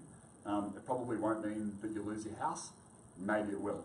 Figure out what would stop that from happening and try and put that in place as early as you possibly can. Yeah, me and my husband have got a gelati business that we do. We've got a gelati car and we do weddings and stuff. And we've done a wedding at Common, yeah, okay. And out of all the weddings that we did last year, like, that was the one I spoke to people about because of the energy and the vibe that you have in Common, and it's just such a relaxed, cool environment, and the people that you attract are the same. So everyone has that joy and happiness. So yeah, it's a really hard thing to sort of bottle, and I think you guys have done that so well. So yeah. Cheers, no, I appreciate that. And it is tough too. I want to say that we've managed to do it because it was easy. Part of it was that whole working hard. But then the working smart thing kicks in too, and that's, some of those tips surrounding yourself with people who also share that. So you probably met Beck, who's our function supervisor, and she's the mother of Common Folk. We love her, and she just absolutely has a heart for giving people the best time of their lives. So if it's their wedding day, she wants to make it really special.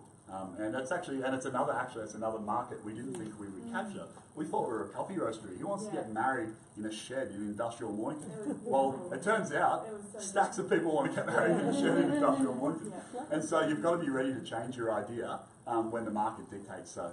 And I think that's what I mentioned when we threw everything out the door, because we were wrong. We didn't know what people wanted. It's wonderful. Cheers. Yeah.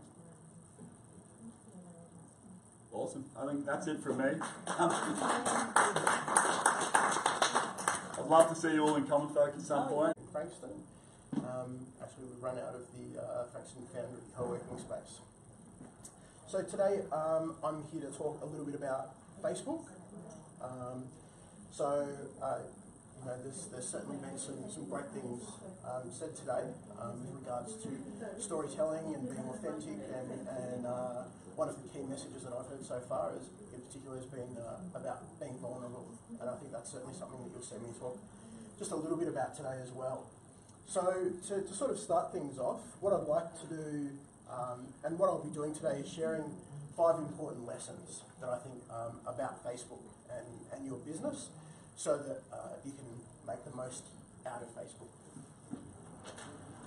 So just before we get started, I'll just ask if everybody could stand for a minute. Terrific. So, this might be the most awkward intro ever. It's okay. I've asked them to stand. We're just waiting for you. So, first question is, so keep standing if you have a Facebook page for your business. Excellent. It's good stuff. So keep standing if you post to your Facebook page at least once a month. Oh, I've lost someone already. Keep standing if you post to your Facebook page every couple of weeks. Okay, this is good. How about if you post once a week? I'm going to lose another one. Oh, people. How about if you post multiple times per week? Okay. How about if you post daily? Yeah, I'll sit down. Okay. Now, for those of you that are still standing, how many of you include video in your posts at least once a week? Keep standing if you do. And don't lie. Oh, I don't know. I'm going to sit down anyway. All right, that's exciting. Okay, so well done to the 3 of you that are still standing at the moment out of all of us. Yay! Okay, so well done.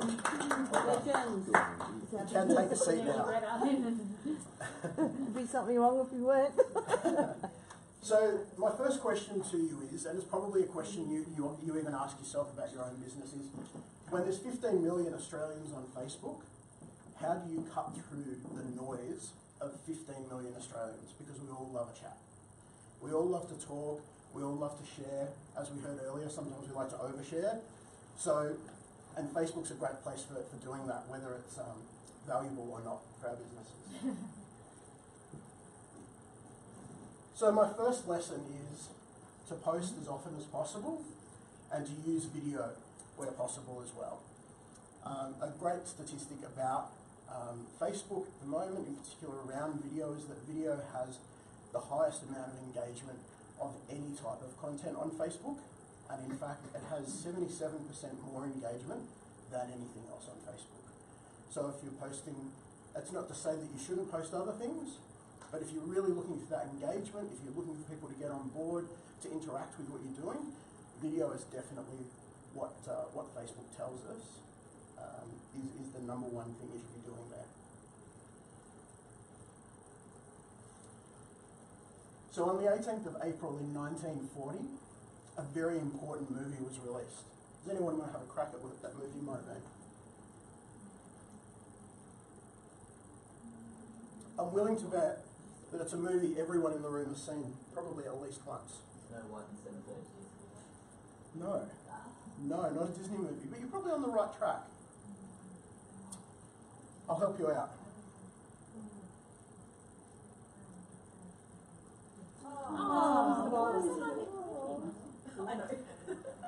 Yeah. So this is a scene from, and probably the most famous scene from this movie, The Wizard of Oz. And what we can see here, obviously, the main characters, they've turned up to speak to the wizard, and they found that the wizard is this, as we can see, intimidating character. He's very intimidating, not at all what they were expecting or what they'd been told to expect.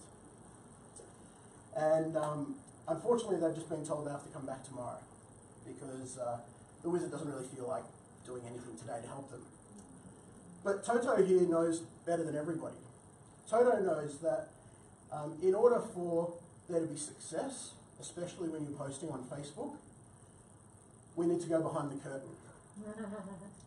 So what that means for your business is that you will see it if you go into the Insights tab on your Facebook page for your business and have a look through your posts. The ones that have the greatest engagement are the ones just like this, that allow people to see behind the curtain. If you're, and I know you were talking earlier about storytelling, and I just sat there like, please keep going. Because storytelling is such an important part, and the most important part of storytelling on Facebook is being authentic. And what we're finding right here is that the wizard has been exposed. And now he can explain that he really is a nice man, even though it doesn't look like it when they first walked in. So what I like to refer to that as is the Wizard of Oz effect, where you allow people to come behind the curtain in your business and see what's happening.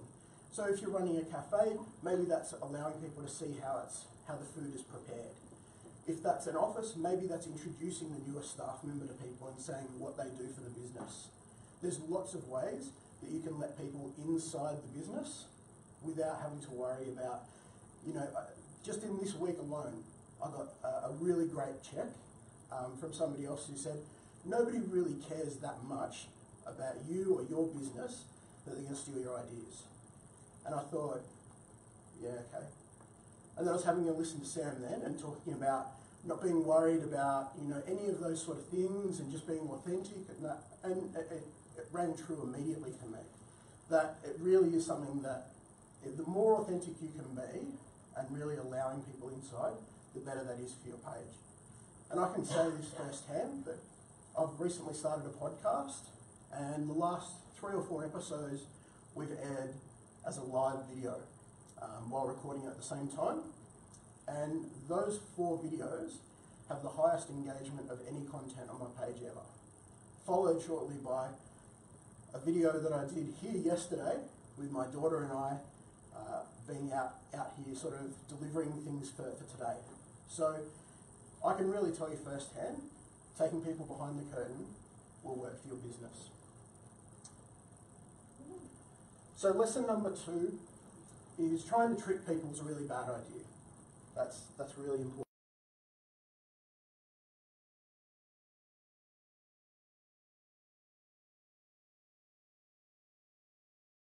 Are really important. And all of these things come from The Wizard of Oz, which was released a very, very long time ago. So it's really important to remember these things. These are things we often forget about in our businesses, not only in general, but also when we're applying them to social media. Often we want people to see us in our best life, and that's not really what people enjoy about you or your business. What people enjoy about you is seeing what's real and authentic. So I'll get everybody to take out your phone, your mobile phone for a second. It's worth it, I promise you. I'm not going to get you to take a selfie. So if you have an iPhone, I'll get you to open the App Store. If you have an Android, go to the Play Store, wherever you download apps from normally. And I'll get you to search for an app called Local. And that's what the icon looks like as well. It's an app that's made by Facebook.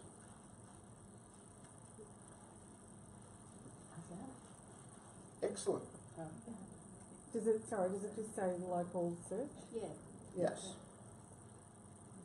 Okay. And if you're not sure, or if you see somebody struggling, help the person out next to you as well. It's always helpful.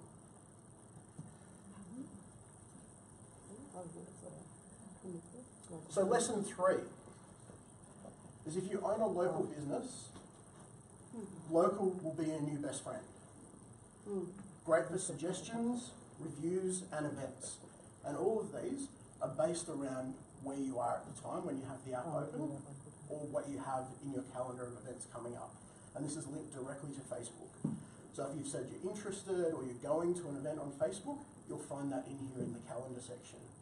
If you're running an event yourself for your own business, you'll find it listed in here so that people that use this app will have this your conference or your event suggested to them just by having the app open and being in the area locally. This is an incredible tool that local businesses can leverage, and Facebook right now is doubling down on local business. They listened to local business last year when they said, when you change the algorithm, it ruined our business. People had $1 million businesses that closed almost overnight because of the change in Facebook's algorithm last year. So Facebook have listened loud and clear, and they're trying to do things to really encourage and help small local businesses.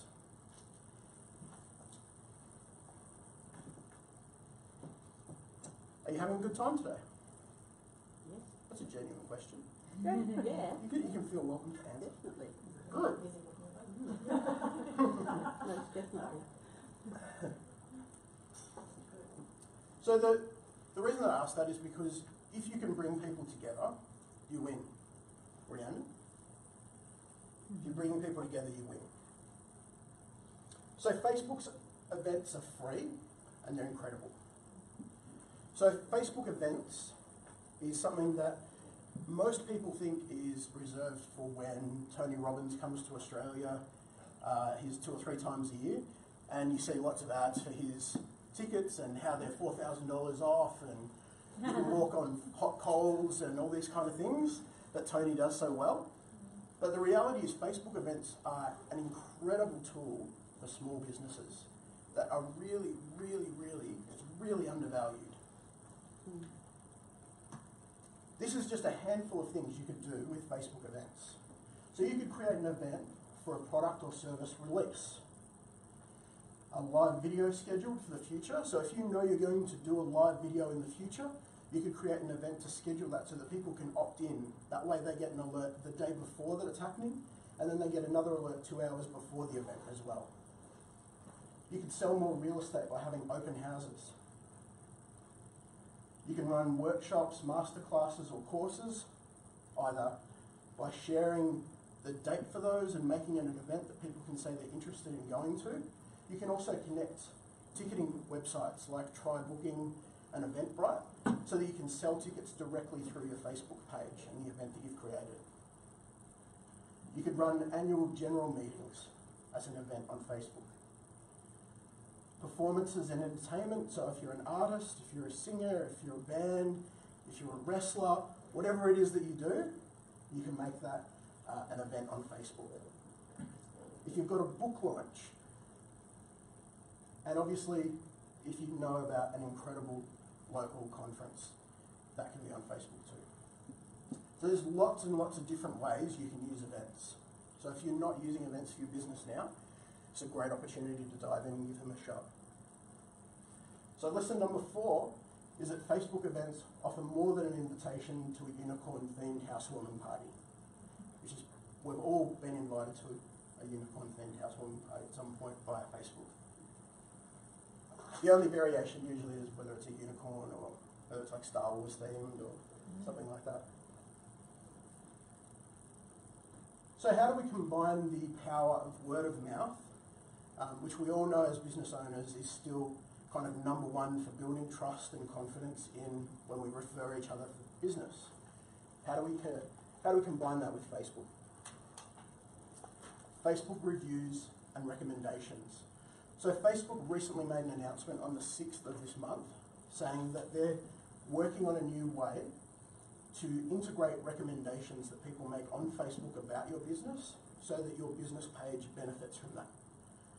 So what that means is that, for example, there's a group on Facebook called I'm a Business Owner in Victoria. Lots and lots of members in there, in fact, somewhere around 15,000. And every day there's tens of questions like, who can recommend a really great plumber? Or who can recommend a really great person for IT support, or whatever the case may be. People ask every day in there for recommendations, and every time a business is tagged in that, currently they don't get the kudos or the benefit of that, other than in that post. But Facebook is making a change to that, so that in the future, any recommendations like that made will then appear on your Facebook page as well. So not only will you have reviews, you'll also have recommendations. So Facebook's working really hard to try and help small local businesses continue to benefit from their local communities as well.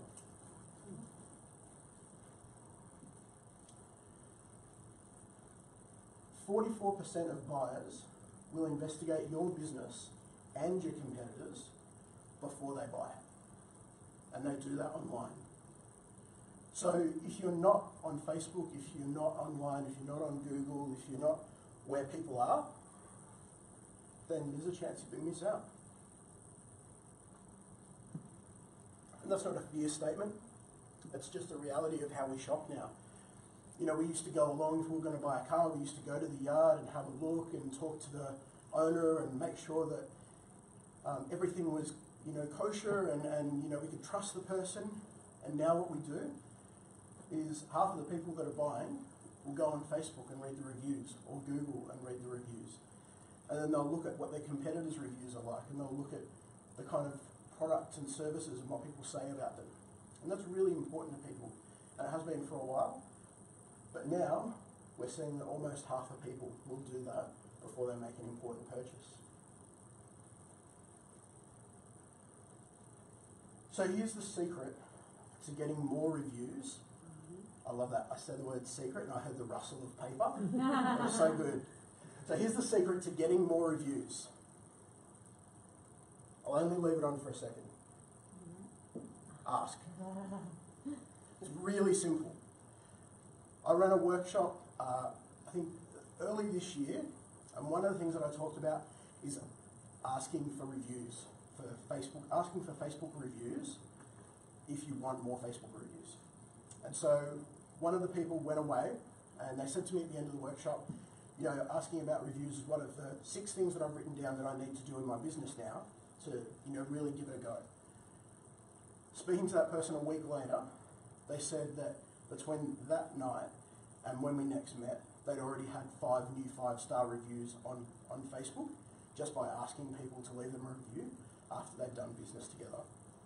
It's a really powerful thing. All you have to do is ask. Often we're scared to ask because we're worried about getting judged, or we're more worried about what if they had a bad experience that we didn't know about and they write about it.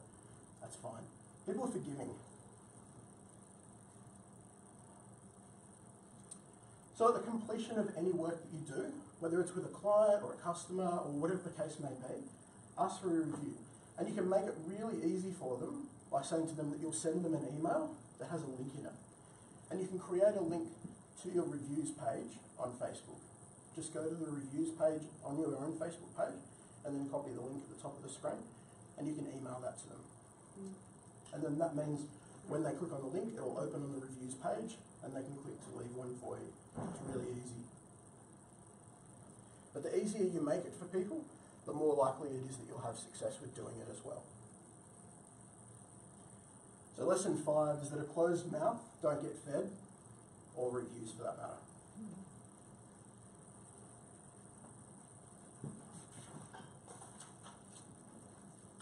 So that's me today. I wanted to share 5 really important lessons about Facebook, how you can use Facebook to really improve and grow your business. I don't have anything to sell or any courses that you can buy or anything like that, but what I do have is a workshop in 2 weeks at Frankston Foundry. That's a free workshop as well, and I spend 2 hours talking about all the various free tools that are part of Facebook and how you can use them to grow your business. I'll go into a lot more detail. I'll include various free tools that you can use to create content for Facebook as well. So if that's something that you're interested in, you can get more information from my website or just ask me. I'm happy to tell you. Any questions? What is the inventions people? I've literally just jumped on a live debate on that. Excellent. That's good. So the event is in 2 weeks' time. It's on the 30th. On the Friday. Yes. Yeah. Thursday? Okay. I think it's a Thursday night. From 6 till 8 p.m. at Frankston Foundry. And you can get tickets on Eventbrite. They're free. So, yeah. And I'll just go through and talk, sort of unpack a lot more about Facebook. There's lots and lots and lots of free features. One of the things that I enjoy talking about in that workshop, I've run it a few times now, is linking features together. So, you know, being able to create an event and link that to a live video that then links to something else, and being able to leverage all of those free features to help grow your business and engage people. Yes? Can I ask your thoughts on business pages versus groups for engagement? Mm-hmm.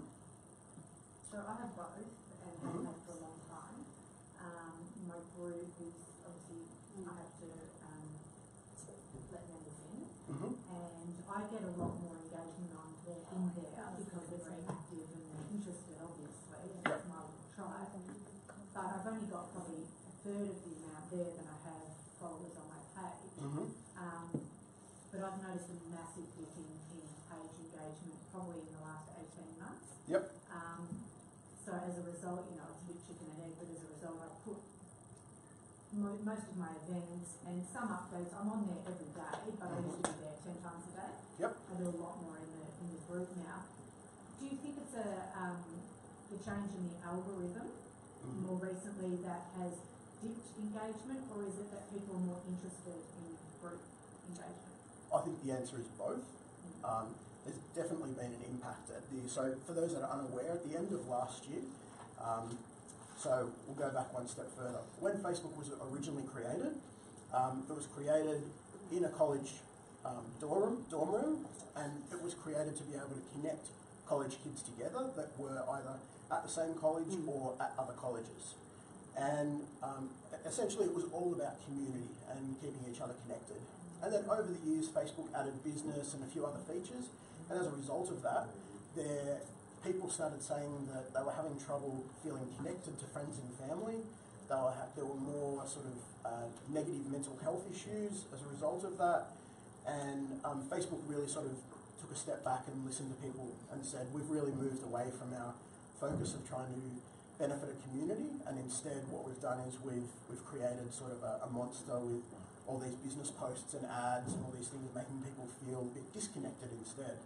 So they completely changed the algorithm, which meant instead of business posts kind of being on par with friends and family, they really dropped to the bottom of the list.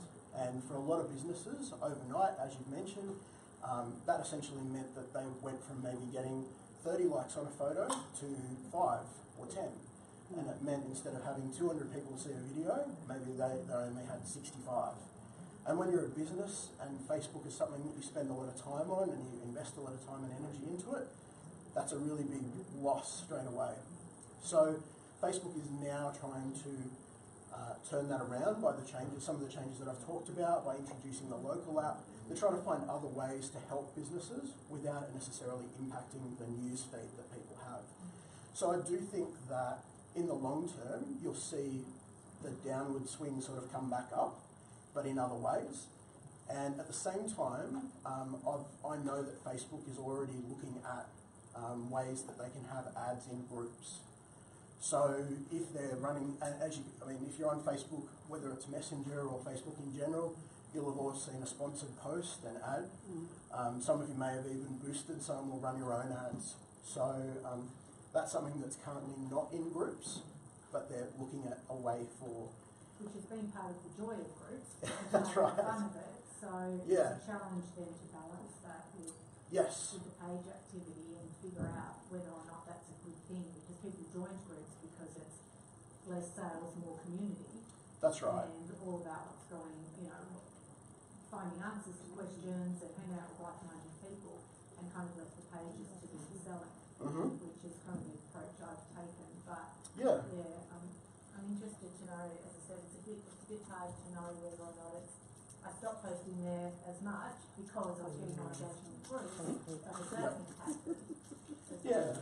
Well, I think what you'll see is that, like, as you take a step back from things, sometimes it's about momentum on Facebook too. So if people get used to the idea of seeing your content regularly and that's okay with them, they're happy with that, doesn't necessarily mean they'll engage with it, or that if they don't engage, it doesn't mean they're disconnected from it or that they don't enjoy it.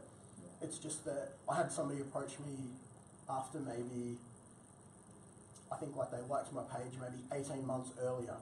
And then 18 months later, I met them face to face at some sort of like a networking event. And they said, oh, I've been, watching your stuff and watching your Facebook. I make notes like every time, you've got like a video and that kind of thing. But like, I never bother liking it or anything like that. And I was like, please, like it.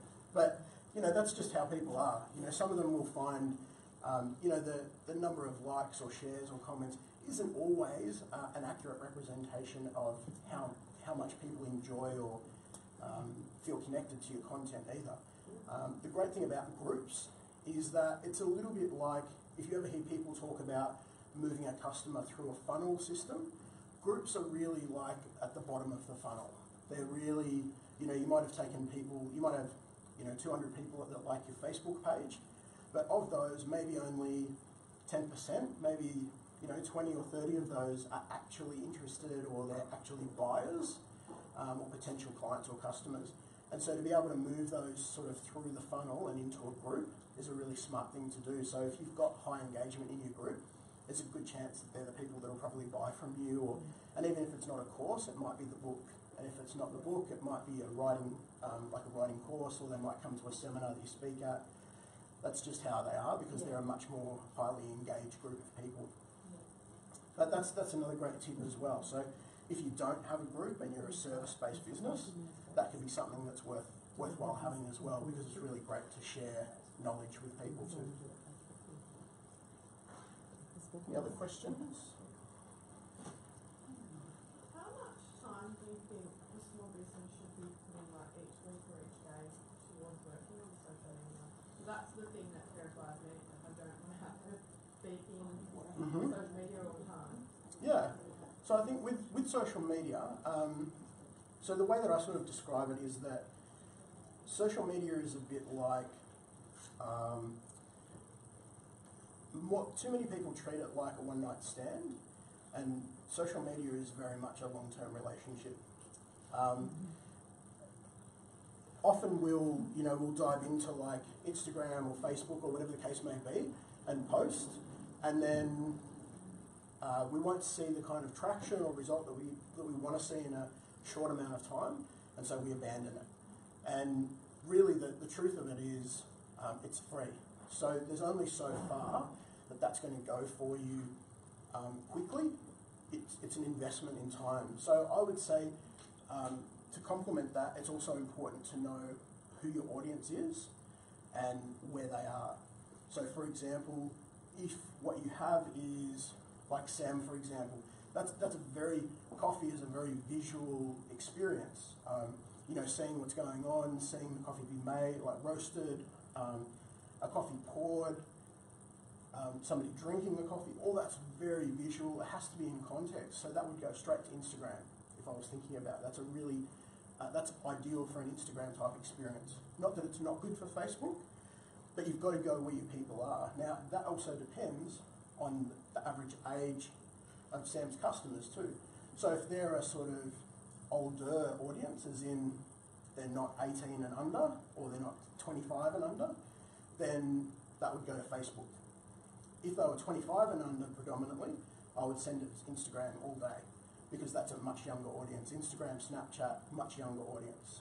Whereas older crowds, you're looking at Facebook. We're seeing more and more teenagers embarrassed that their grandmothers are adopting Facebook. So, and then getting off there and going to Instagram. So Facebook is becoming an older market, which is fine, because every audience has its, its key points, its triggers that works with your business. So the most important thing for you is to understand who your audience is. You can do some of that by looking at the Insights tab on your Facebook page. It'll tell you, the average age, sex, what time of the day they're on Facebook most, those kind of things that kind of matter a little bit when you're trying to establish those details. But then also, you look at other things like LinkedIn. That's very much a B2B environment. So, you're not going to post a photo of your dog necessarily or your cat on LinkedIn unless you're really storytelling that. So, I think it's about knowing your audience and where they are. Once you know where they are, that's where you'd invest time. How much time you invest is kind of up to you. I would say, as much as I'm up here saying, you should do it daily, that's if that's what works for you. If you're just trying to get traction, post daily, because eventually that posting daily, your audience will grow over time, which obviously gives you more engagement and so on and so forth, and it just sort of snowballs. But if you're looking for a particular type of engagement, you need to be more mindful of the type of content and the quality of the content that you're producing to make sure that it's really hitting the mark with that audience. Exactly. That's right. So my own personal strategy is that I post when I've got something meaningful to share. So 90% of my content, probably 85, 90% of my content are tips and tricks and like educational type things about social media and advertising and marketing. And the rest of the time is just kind of fun stuff. So that's what my audience likes typically. And having lived in Frankston and on the Mornington Peninsula my whole life, to be able to support and help local businesses grow through those things that I'm sharing is really important to me. That's one of my values. So if that's what people want and that's what I enjoy sharing and what I want to share, it's a good relationship. Nice. How do you come up with what to share? Like if you're going to do lots of video and live is supposed to be the best of them all, and you want to do it every day, and you want it to be of value, have you got it sort of calendar or something? Do you sort of go, I'm going to talk about this for the next couple of weeks? Yeah. So I think it's really important to have strategy. So at the start, every I guess the first meeting with every client, we would talk about what their strategy is. In honesty, because I work with predominantly small businesses, I would say comfortably 80 to 85% of businesses I speak to don't have a strategy. They just post, which is fine, but if you know, it's important to know your audience, know what they like, know that resonates and reflects who you are as a business and what you want to share. And I think if you can have a strategy for that, and that might mean a live video once a week rather than every day. Maybe it means mixing it up. So maybe it means on Monday there's a meme, and on Tuesday there's a photo, and on Wednesday there's a video, and on Thursday there's a blog, and on Friday there's a live video, and then maybe Saturday, Sunday you don't post, or maybe Saturday and Sunday you post 3 times a day because people will have their phones open more often on weekends. That's up to kind of you and your audience. And once you know that about your audience, what they're doing, where they're going, what type of posts they engage with the most, and you can get all that stuff from just looking at the insights metrics on your own Facebook page. It's a really good compass for, this is good for them or my audience, this is not. Somebody that was really great at recognising that early on was Lisa from Cakes by Lisa. She came along to one of my workshops, I think it was in January this year, and started implementing my strategy or my thoughts around video and live video in particular. And within weeks of doing that, she'd seen her number of people or views on her videos going from sort of tens to hundreds and sometimes into the thousands. So it's really about, she's making cakes, and people that enjoy that platform like seeing how the cakes are made, the decorating process, how it gets mixed, what gets sold, how it's cut, how it's boxed, all those kinds of things. And she shares those kind of behind the scenes things that most of us, when we walk into somewhere like a cheesecake shop or a cake store, will never get to see. We just walk in and say we want that one, and then they put it in a box and we leave. So the fact that she shares something that's sort of behind the scenes for her business really resonates strongly with her audience, because a lot of her audience as well are people that perhaps aspire to be like her, or at least would like to make better cakes at home. And so being able to see how a professional does it is really valuable to her and her audience. And she's seen her business grow to the point where now she's looking to hire a staff member. So I think when you do social or just advertising marketing in general, when you do it well, you can have some really, really great flow-on effects from that. Yes. So I'd like to come to you to your night to the. Do you have a card or something? Or? Yes, absolutely. Yeah, sure. When you brought up about Wizard of Oz, that reminded me when I was a kid. I can still remember going and seeing Wizard of Oz in the city, my very first movie. Yeah. Yeah, I still remember. That's one of my favourite films. Yeah, I think I've watched it a lot of times. Yeah. And it's one of those movies that I think it just holds up over the years Oh, really it well. does. The messages and I think they did a great job of cleaning it up and making it new and digital after the 50th anniversary. So Yeah, I bought, when my kids were little, I bought Return to Oz. Yep. But I didn't think, I just thought I was and it had gremlins and that, and it was so creepy. Yeah. It's like, oh, I didn't know I'd find that. And I think every version since that one has been quite dark as well, or at least a lot darker than the original. So. Oh yeah, exactly, because I thought I'd be nice, Wizard of Oz movies. Very quickly decided I wasn't, but still. But yeah, so I'll definitely. Did you want me to email you or something? So on my website, if you scroll down.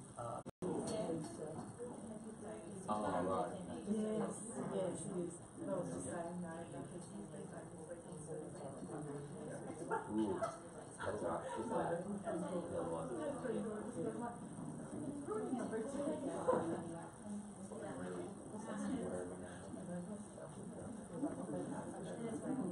Looks a bit better? Yeah, that's better. Cool.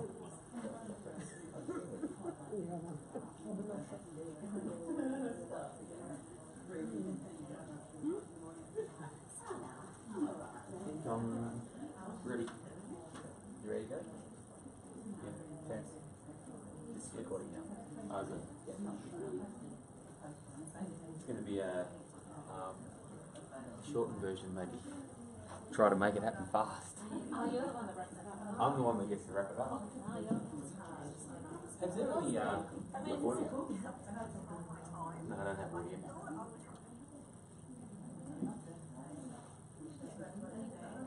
When are you starting? I'm going to start now. Alright. I was going to play a video, but there's no audio. So we'll deal with what we got. You all good? Right to your count? Alright. Cool. So I'm Terence from business is called Strategic Corporation.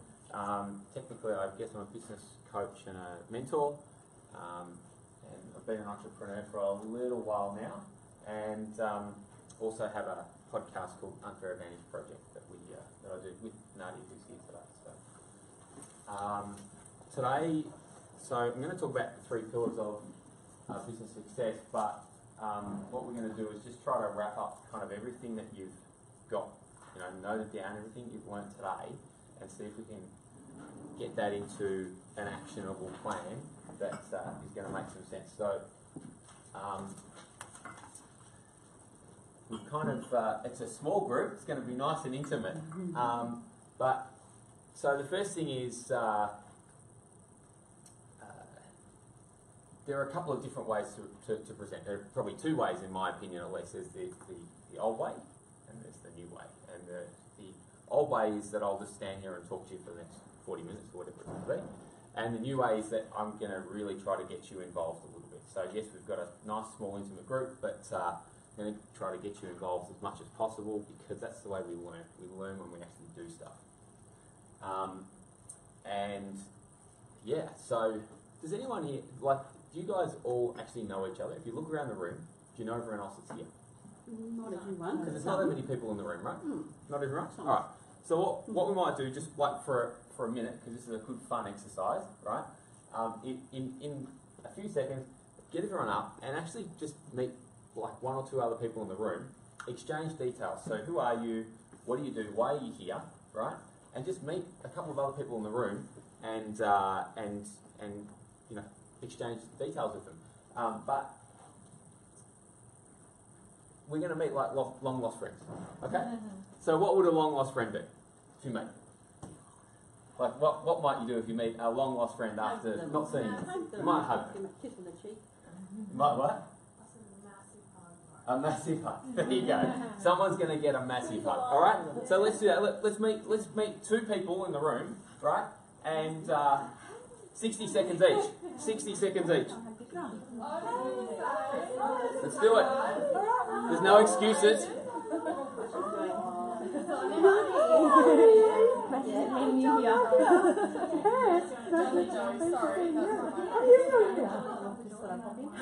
I just thought I'd pop in. I love that. That's so good. Yeah, I know. Because, I grew up in Annie Warburton, so we used to play pretty against items. Because I am sort of, I know it sounds weird, I'm actually based here and I started here. I started this day. Okay. Yeah, very nice. Well, and what kind of, you still that free and... Yeah, and we have a golf course. So I'm sure this golf course was like, but ours is closed. Yeah, don't ask me why. They're drinking wine, are they? Yeah, we've got wine. They're drinking wine. Yeah. I'm ready. I'm ready. Shots Friday night. So ready. This is how you implement it. You just get hammered. What's that? You just get hammered, and then you... The first thing you need is a glass of wine, and then you hug it down. All right, guys. 60 seconds. Change up. Change up. Meet someone else. Meet someone else. Come on. Wrap up your conversation.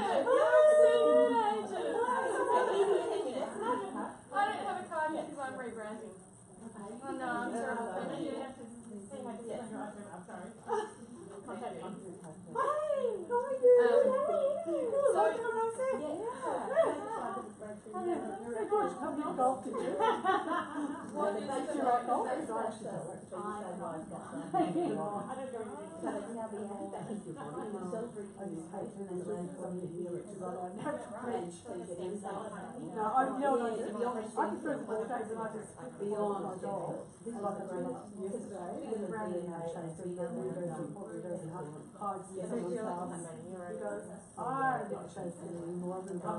Alright, cool. We got to know someone else? Hopefully someone new. Over here. Exchange cards? Have you got a card at least or something? Cool. Alright.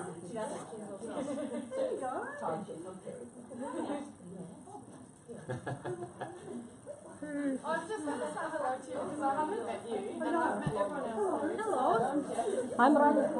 Oh, sorry. Hi, So my name is Nadia. Nadia. I'm Olivia. Olivia, nice to meet you. Nice to meet you.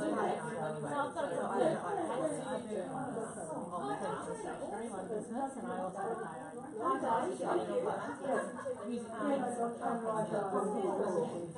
I'm on the phone. I'm Shannon. She's a business partner. Oh, okay. And I'm coming to meet you. Everyone else is taken. Nice to meet you, Kelly. What do you do?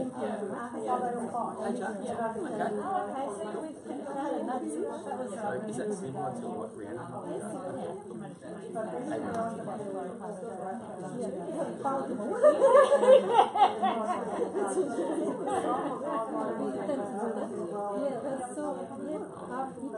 working from home?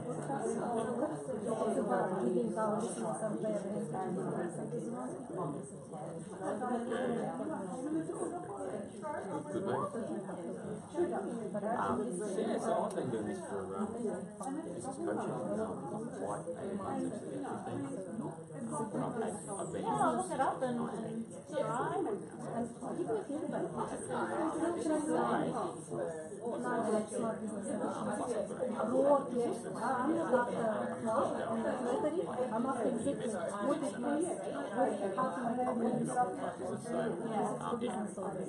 Into a few different things, but this is really my focus now. Building businesses was what I really enjoyed. It took me a lot of discovery.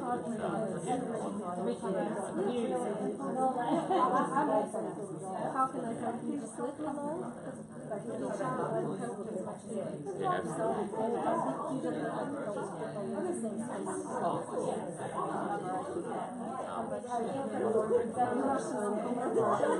All right, guys, we better wrap up. We better keep moving. Yeah, I've got mine over there somewhere. Lovely. All right. I love that. So, what's that? Oh, don't worry about me. I'm a nobody. So hopefully, like, it's good just to connect, right? If you go out to a conference, it's great just to be able to connect and do something. Is it the end of presentation? That's it. I'm done. G'day, mate. So today I'm going to bring you everything I got in the time that we got, but I need you to bring something too, right? So I want you to have a think about what you can bring to this presentation to get more out of it. All right. I won't ask anyone to scream anything out just now, but what can you bring more of today to get the most out of it? So we've learned a fair bit. There's been a lot of sales stuff today. There's been, we've got social media. We've got about your story, how to best utilise your story, and but what now? Right. And it's a good question because after learning all this new stuff, you end up you've got this feeling of excitement, right? You go, yep, I'm ready to go, right? Hang on, and my timer just went off. So we must have finished early. And feeling motivated, right? It's easy to come to these conferences and we're all feeling motivated. We're ready to do stuff. And the problem with that is that going to any conference, right, taking in lots of information is like trying to drink out of a fire hose. Right? Does anyone love this photo as much as I do? Because I just think that's so good. Poor girl, but it's funny. And motivation fades. Like we're all motivated now, but it's easy to say this week I'm going to, and then maybe never do it, right? So I want to get you to do a little bit more. So before we know it, we're going to be back at work. We're going to have lots of distractions. We've just spoken about social media. Social media is built on distraction. That's the whole point of social media. That's how they make money, right? We're going to have lots of demands on our time. People are pulling us in all sorts of different directions, right? And it's really easy to end up being overwhelmed. You just go, well, I just want to kind of, go and sit under a table or something like that. Just leave me alone for a little bit, right? And the worst thing that can happen, and the thing I don't want to happen for you, is for things to just go back to normal. Like this is your time that you cannot get back. So let's not just go back to normal. Let's make something happen out of this, right? So how about, instead of just ending up with a to-do list today, right, we put you on a path with a plan for a to-done list, right, to get something done. You leave here with clarity, what you need to do next. You know what you need to focus on when you leave here today, and you're confident. I love this photo too. And you leave here confident that you actually know what you're going to do. Right? So what would that mean to you? You could actually do that. Like, you've learned all this stuff today, but what would it mean if you actually could just go away and implement? You knew what to implement, right? The ace. I love that. That's the Aussie way to put it, right? The ace. I was just saying it'd be bloody ace, and that's what I really. Well, bloody ace is even better. Bloody ace is perfect. All right, cool. So I'm going to quickly go over 5 key principles. What I'm going to do today is more of a workshop than anything else, but this is really just to get you in the right frame of mind so we can do stuff. First principle is we're going to brain dump, right? We're going to, everything that we've got, we're going to dump it, right? And we're going to say, and we're going to look after that at all that information what we're actually going to focus on. Okay, I'm going to help you with a process to actually do this. Then we're going to look at our success criteria. So you've got all this stuff that you've got projects that you want to work on, and quite often what's missing is what does it mean to actually have succeeded with that project. Right? So we're going to look at what our success criteria actually is. The next thing we're going to do is we're going to prototype it. And you can call it probably other names. The other thing I call it is version 1.0, right? Because we're not going to spend the next, small amount of time that we've got together trying to get little things perfect, right? We're going to get a prototype that we can take away, which is actually a plan to do something, right? Because there's a famous guy who said years ago, a good plan violently executed now, as in right now, is better than a perfect plan next week. So we're not going to try to build the perfect plan for next week. We're going to try to do a good plan right now. Is that cool? Or as I like to say, action beats perfection. Simple. Okay? And the last principle is actually a pretty cool principle I learned, I think it was about 6 weeks ago actually. It wasn't that long ago. So, will it make the boat go faster? Has anyone heard of the concept? Okay, so you have. Yeah, of course you have. So it's a group of rowers who wanted to win the Olympics. They were in the Sydney Olympic Games, right? And they were trying to figure out, everyone's got all these strategies to try to win, right? And they're up against a whole lot of other fit people who know how to win, right? And they brought everything back to one question, back to this one question, right? So that everything they did had to be aligned with the purpose of, will it make the boat go faster? That's simple, right? So it's like, okay, am I going to spend the next 3 hours rowing my guts out, sweating like crazy? Will that make the boat go faster? Absolutely it will, right? Am I going to go out for a night on the town and just drink and eat and, do all the stuff that we love to do? Will it make the boat go faster?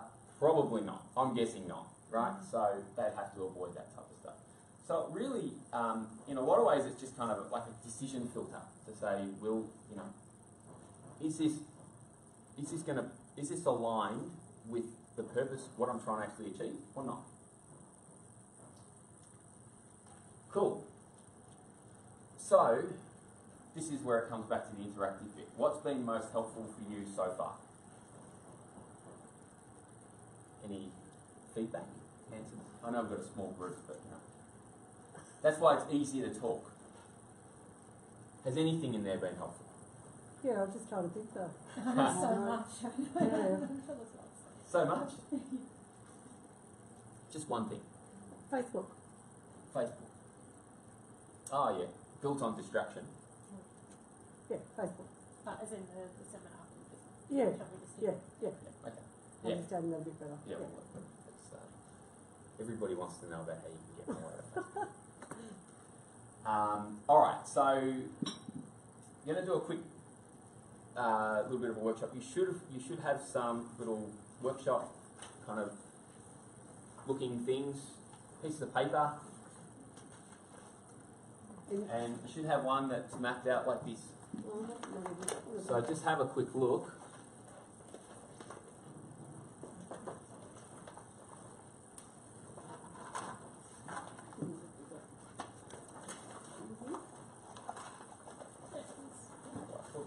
I'm going to use the whiteboard. Is that okay?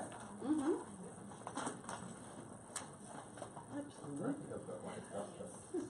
That'd be a yes. Got one? They're saying in there.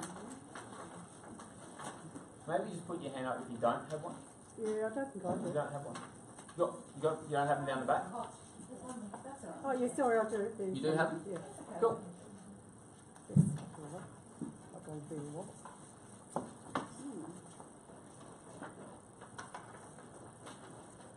Alright, let's see if I can make this work on a whiteboard. I don't know how well this is going to work down the back, but we'll try. And also, maybe we should have tested the markers beforehand. Would make your boat go faster. That would make my boat go much faster. Might float my boat, actually. Alright. So, and my drawing skills aren't the best, but I'm going to give this a quick go.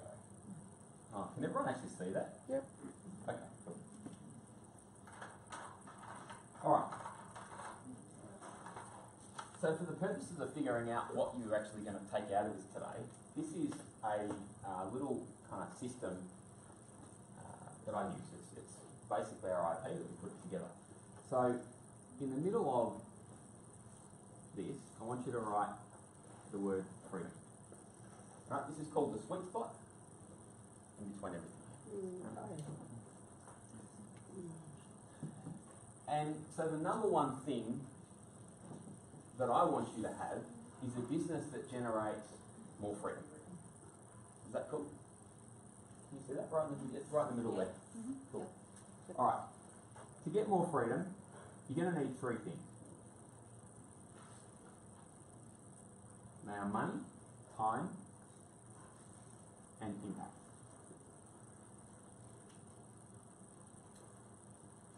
So to get this, you're going to need more money, right?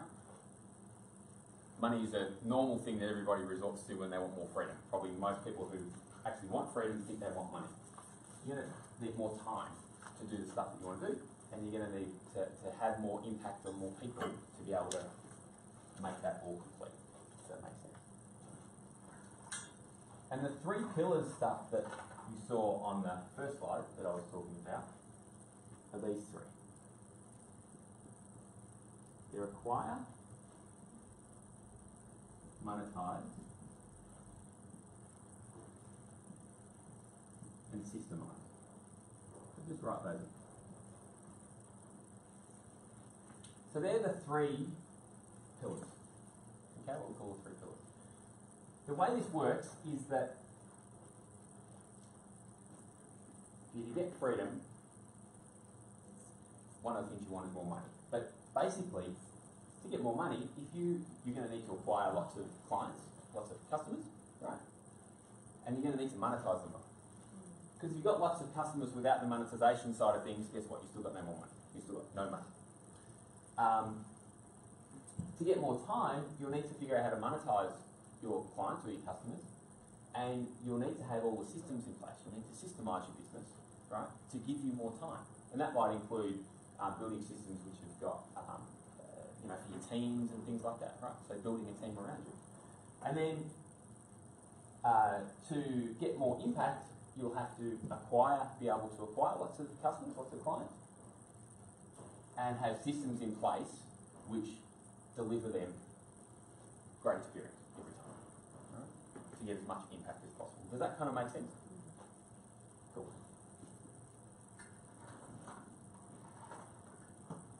So around the sides here, there we go, kind of works.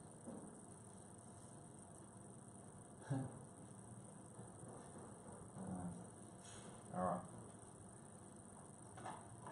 Around the edges are what I call the 9 accelerator. Now, by the way, so this is, when I say this is the strategic IP, I guess, this model is called a genius model. It wasn't invented by me. It's invented by an Aussie guy by the name of Simon Bowen.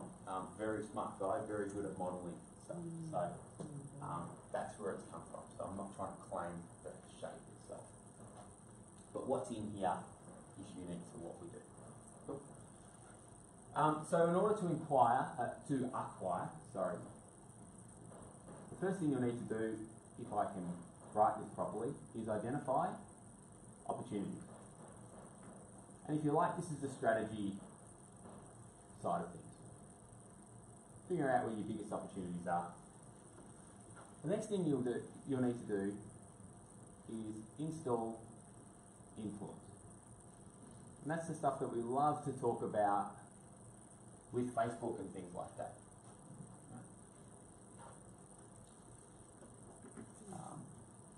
And then finally, on the acquisition side of things, we need to convert prospects into clients. Making sense so far? Have you seen this before? I've seen the model, but I haven't been explained. In order to monetize well, I'm going to try to write around. Let's see how successful it is. It's much easier with a sheet of What's paper. the top one, sorry? Have you got that? Yep. Influence. Oh, influence. The first thing we want to do is deliver value. Never want to underestimate. I mean, it's nice to go and get tons of clients, but if you don't deliver them any value, you're not going to get any repeat opportunities, are you? And you're probably going to get people asking for refunds. Yeah. And you probably should, if that's the case, right? The second thing I like to do is what I call enhance experience.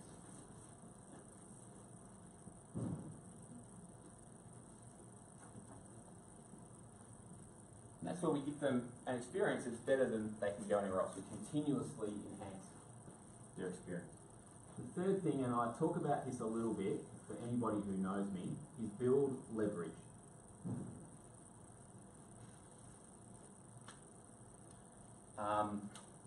And one of the things, I mean, so just relating this back to the Facebook thing, leverage, video is leverage, right?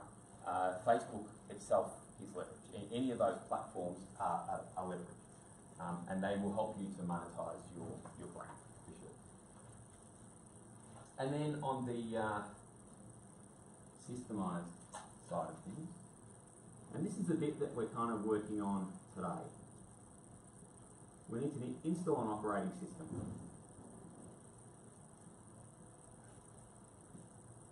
We need a system that kind of works and it helps us get stuff done. Cool. Next one is aligned team. I thought it was cool what Sam was saying about his team and how much, I mean, even if you're a solopreneur, your team is still a big part of what you do. You should have a team, you should have accountants, you should have all sorts of people advising you. You know, if you've got someone running your social media, even if they don't work directly for you, they're still part of your team, right?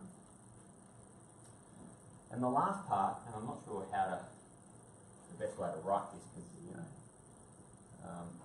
I call create cadence.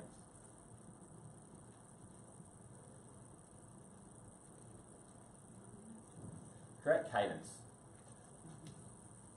Cadence is a word that's probably often referred to by bike riders, but anyone who, if you've read the book 4DX, 4 Disciplines of Execution, something like that, you will have heard of cadence of accountability, cadence of communication. It's that constant, that consistent improvement, actually improving our business and actually building momentum. Is that cool? Does that all kind of making sense so far? Cool. All right. So once you finish that, you end up with a model that looks like that.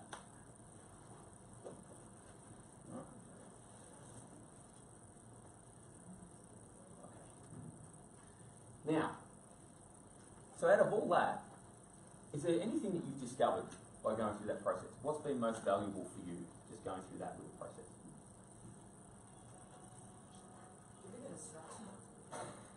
It's cool, isn't it? Yeah, yeah, To actually say, this is what I'm going to do. yeah.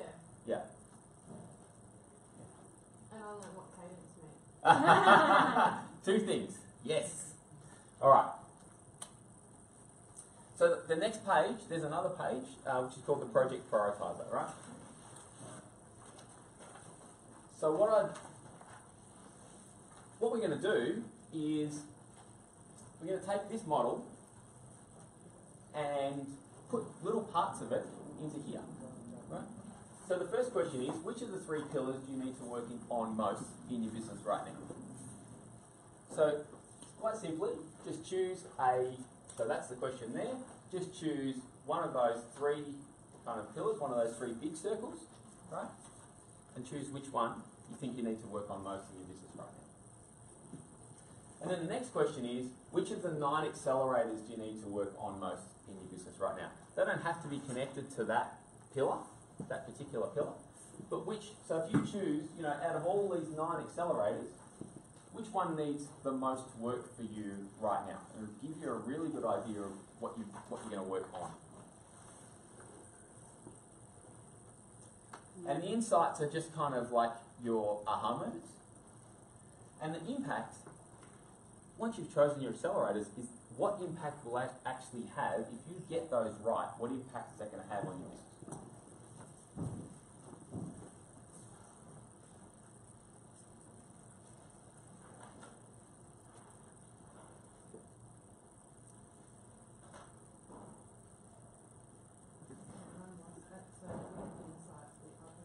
Yeah, so you're on the project prioritizer. Yeah. So the first one you should have done, you've chosen the pillar. Yeah. So just one of the 3 pillars. Yeah. Which of the 9? So choose up to 3 of the 9 accelerators. Yeah. 1 or 2 is better, but up to 3 is okay. Yeah. And then once you get to insights, just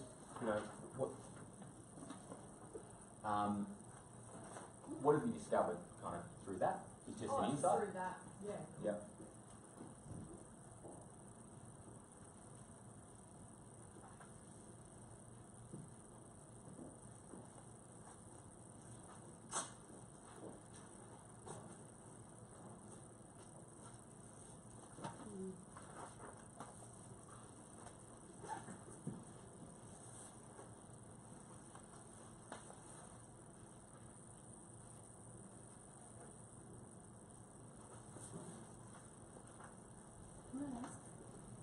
Yeah.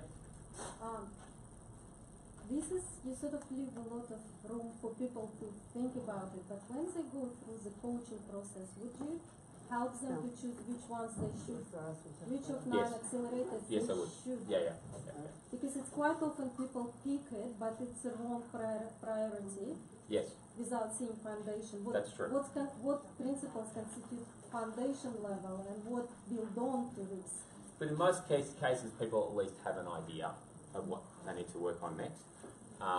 That may or may not be the right idea, I guess. That may or may not be correct. Yeah.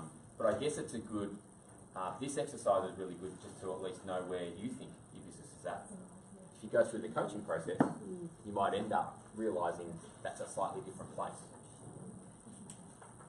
That's just like a discovery kind of process. Alright, so is that cool? We got something on paper? Is it making some sense? Yeah?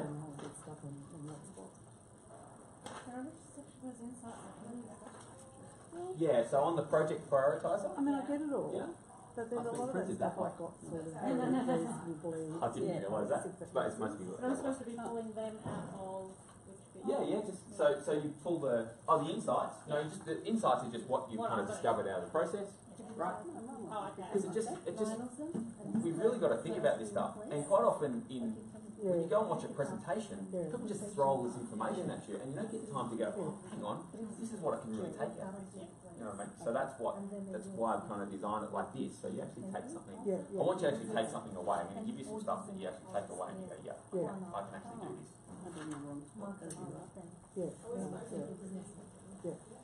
Yeah, go for it. Go for it. What impact will it have on your business? No, that's true. Yeah, that's true.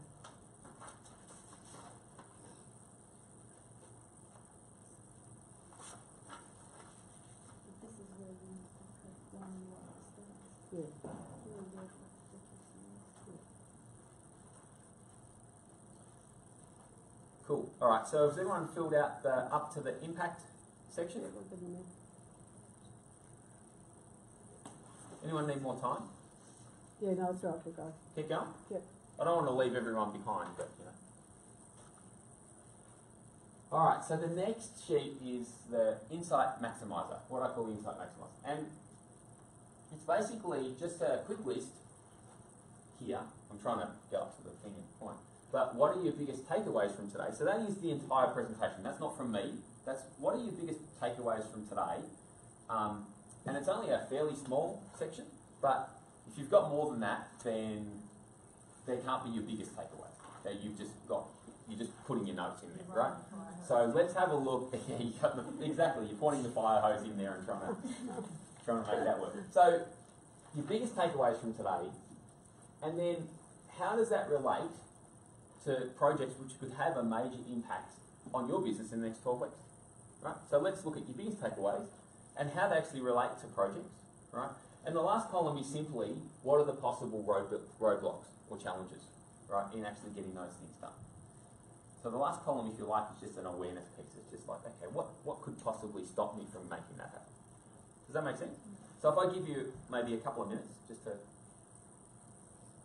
do it.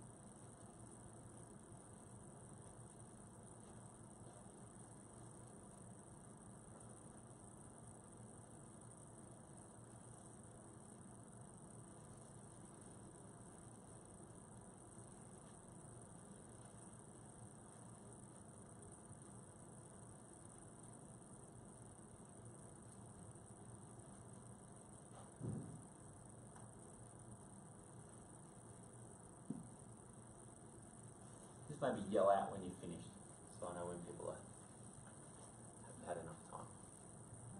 Done?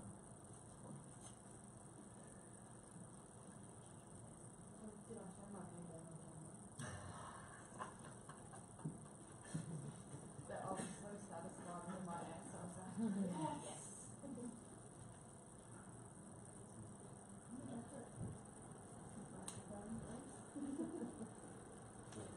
Give me a little bit of clarity. Just say my answer. We'll find you've got time there. Oh, so exactly where I'm at. It's making sense.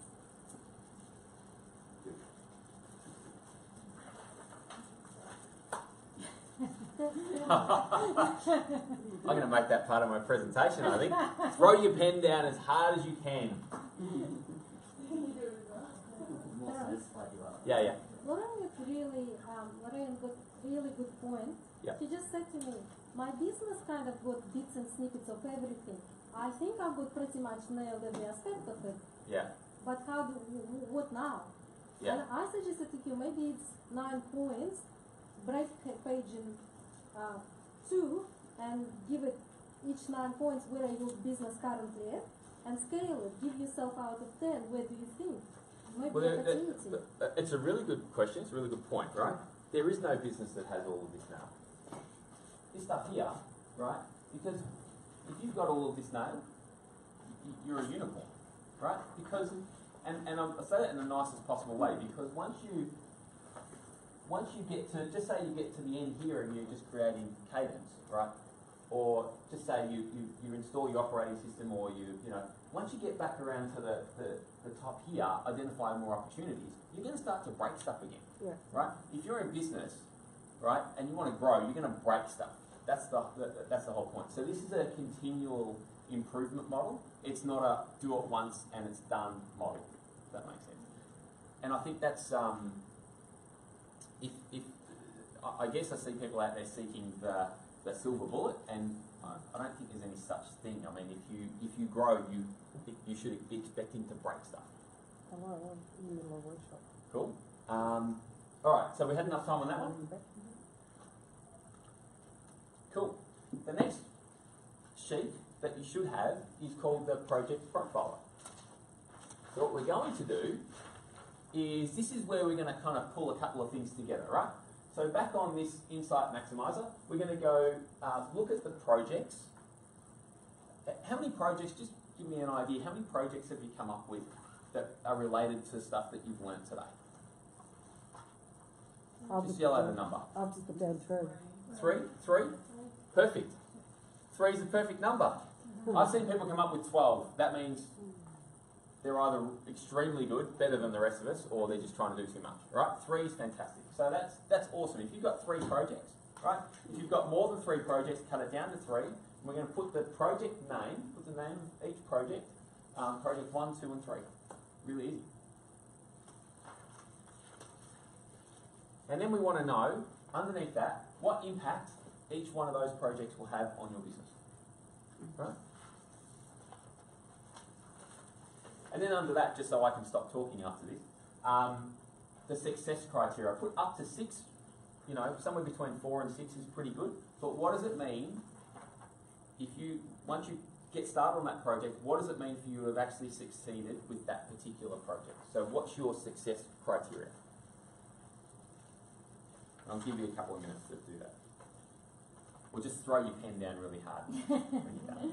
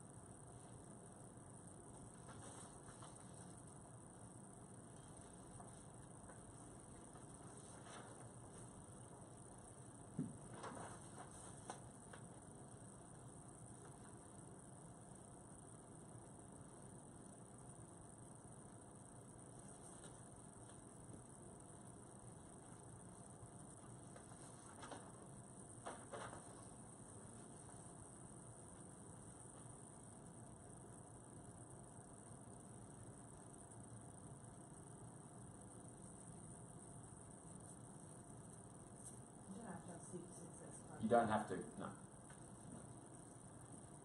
Generally, you expect to have at least 3 or 4. Yeah.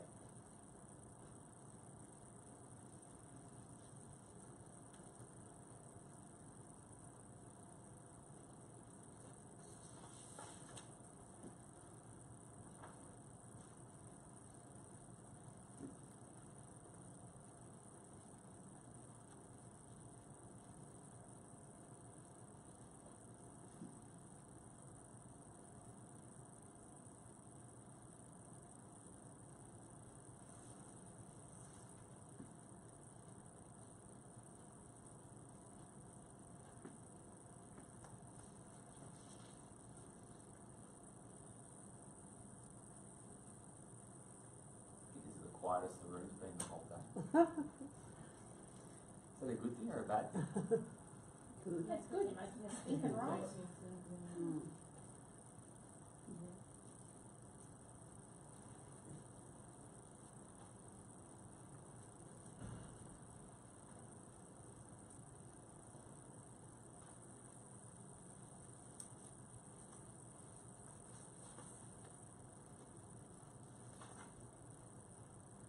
Pretty much done?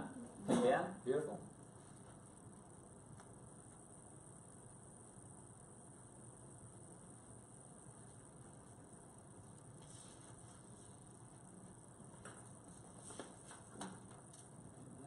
How you going, Laura? Yeah, okay. Good? Yep. Ready to move on? So I guess we're mostly done for today really, but the next page that you've got there is called the project planner. The way I normally do this is I actually use, so you can use this to map out the steps for all the steps involved in putting this project together, right? So you've already mapped out your project 1, project 2, project 3. For each of those projects, you've got a project plan, right? The simple thing now is just map out the steps involved in doing it, right? What I normally actually do is put them onto sticky notes. Gone to this system, and I'm going to give you. Does anyone know what a scrum board is? Anna knows what it is because we've been talking about it. Know what a scrum board is? Do you use it? Not enough. Not enough? No. There you go. Cool. No one ever uses it enough. It's all good. Yeah, grab them out. So I've got some scrum boards for you to take home today. Cool? All right. So it looks like that, actually, right? So I'm going to explain to you the next steps, and then really. With respect to your time, because I think we're probably already running a little bit behind where we're supposed to be today, I'll offer to run a webinar probably around about this time next week, right? To check in, you'll be able to do a Q&A, like any questions that you've got around the projects that you've got. got. It's free. There's I'm not charging you for it. And any there are probably another couple of little steps in the process which I can share, but this will at least get you started and get you going, because it's great to get some runs on the board to actually start implementing. You know? So yeah, they're nice big Scrum boards. So what I do, right, just to go through this quickly, your next step is really just in the project planner, and I normally get some little sticky notes, right, the smaller size ones, and I'll write down all the steps. Most of your projects are going to have a maximum of about 12 steps. You can break them into 12 steps easy. It's okay if you go less too, right? Break it down into 12 steps, or less, and then basically each project, so the Scrum board, I'll just describe this to you quickly, right? Oops. Go back.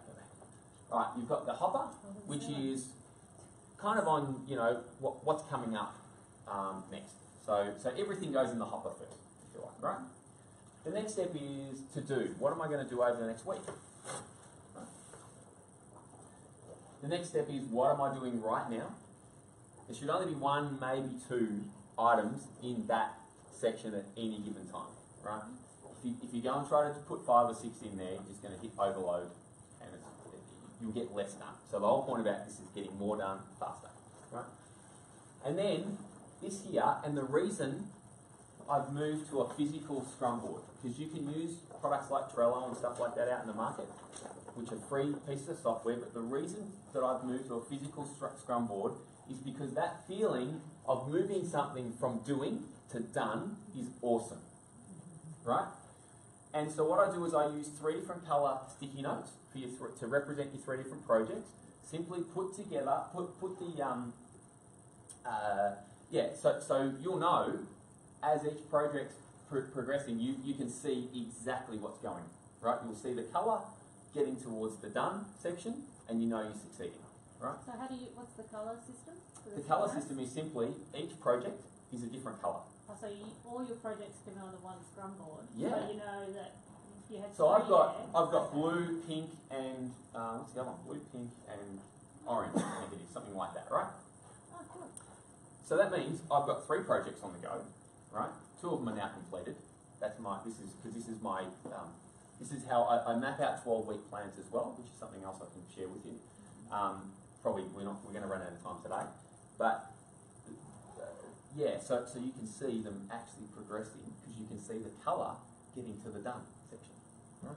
So on my Scrum board, everything's in the done section except for the blue sticky notes at the moment. So I know at the moment, and that's actually a webinar project that I'm doing. So I know at the moment that the biggest thing I've got to do is that webinar project. That's the only thing I've got left. Can you put another one, like say you're doing something doing right now, can you put another one back over here in the middle? Can you put another one in there? Can you have like a cycle going? You absolutely can. But I would get your stuff finished first, right? I'm a big advocate of getting stuff finished first before, and what I like to do is I actually build, being like strategic, right? I build a 12-week plan that tells me everything I want to get done in the next 12 weeks, and then I'll revisit it, right? And I'm actually kind of working in more like, so let's call that 90 days. I'm actually kind of working in more like 120-day increments at the moment. So I'm doing a 90-day sprint, if you like, getting all this stuff done, and then I'm taking 30 days just to relax and just get my head back in order, right? Take a little bit of a breath, and then we can go again. So it means instead of trying to go sprint into another sprint, right, which is what is really easy to do as a small business owner, you just kind of sprint, rest. I haven't seen anyone who can sprint, right? Ever. I feel like that's the bubble where like you've got that access to that sort of flow of creativity and stuff for the next stage. Exactly right. Yes, absolutely. Agree. Yeah, totally. So that's it. So the other stuff I think I can go through, it's actually slightly self-explanatory anyway, but I can go through that with you on the webinar. And so really the only offer I've got, Insight Activator is really just for your major insights for today, and then there was a note sheet which you can use, right? But other than that, I've set up this little landing page. It's only for people who've been here today, really, so I'm not trying to promote this out to anybody. I'm just going to run a little, it's going to be a fairly private little webinar while we look at these. So it's strategico.com, power your business, / power your business. So if you want to get onto that, be my guest. I'm going to run that next Friday. I think we schedule it for about 12:30. So it's going to, we'll do it as a lunchtime type thing. So it shouldn't take you out of a whole day. 1 hour? Yep. 1 hour. And basically, I'll just run through a couple of other things with you. And also just any questions you've got, you can ask me on live on the webinar. So if you come up with because when you're implementing, that's the time when you go, oh, I wish I'd asked that question when I was learning something. You know what I mean? So while you're implementing, I'll give you the chance just to ask any questions you want. Is that cool? Mm-hmm. Other than that, that's it. So if you've got any questions for me today, I'm happy to answer them. What is this page? It's just got an arrow, like a little We'll do it on the webinar. Okay. Yeah. It's just like a little visualization. Yeah. I started moving to more models. Yeah. Because it just makes it so much easier to understand what's going on, and it's great to map out. And you'll see things in here, you know exactly, okay, well, I want to work on that now. Yeah. I want to work on that. Yeah. Any other questions? Nope. Cool. I've got a question. Where did the wine come from? That's my only question. And I didn't see the invitation for it. That's... You were busy talking. 1 o'clock. 1 o'clock. All right. Thanks, guys. Thank you.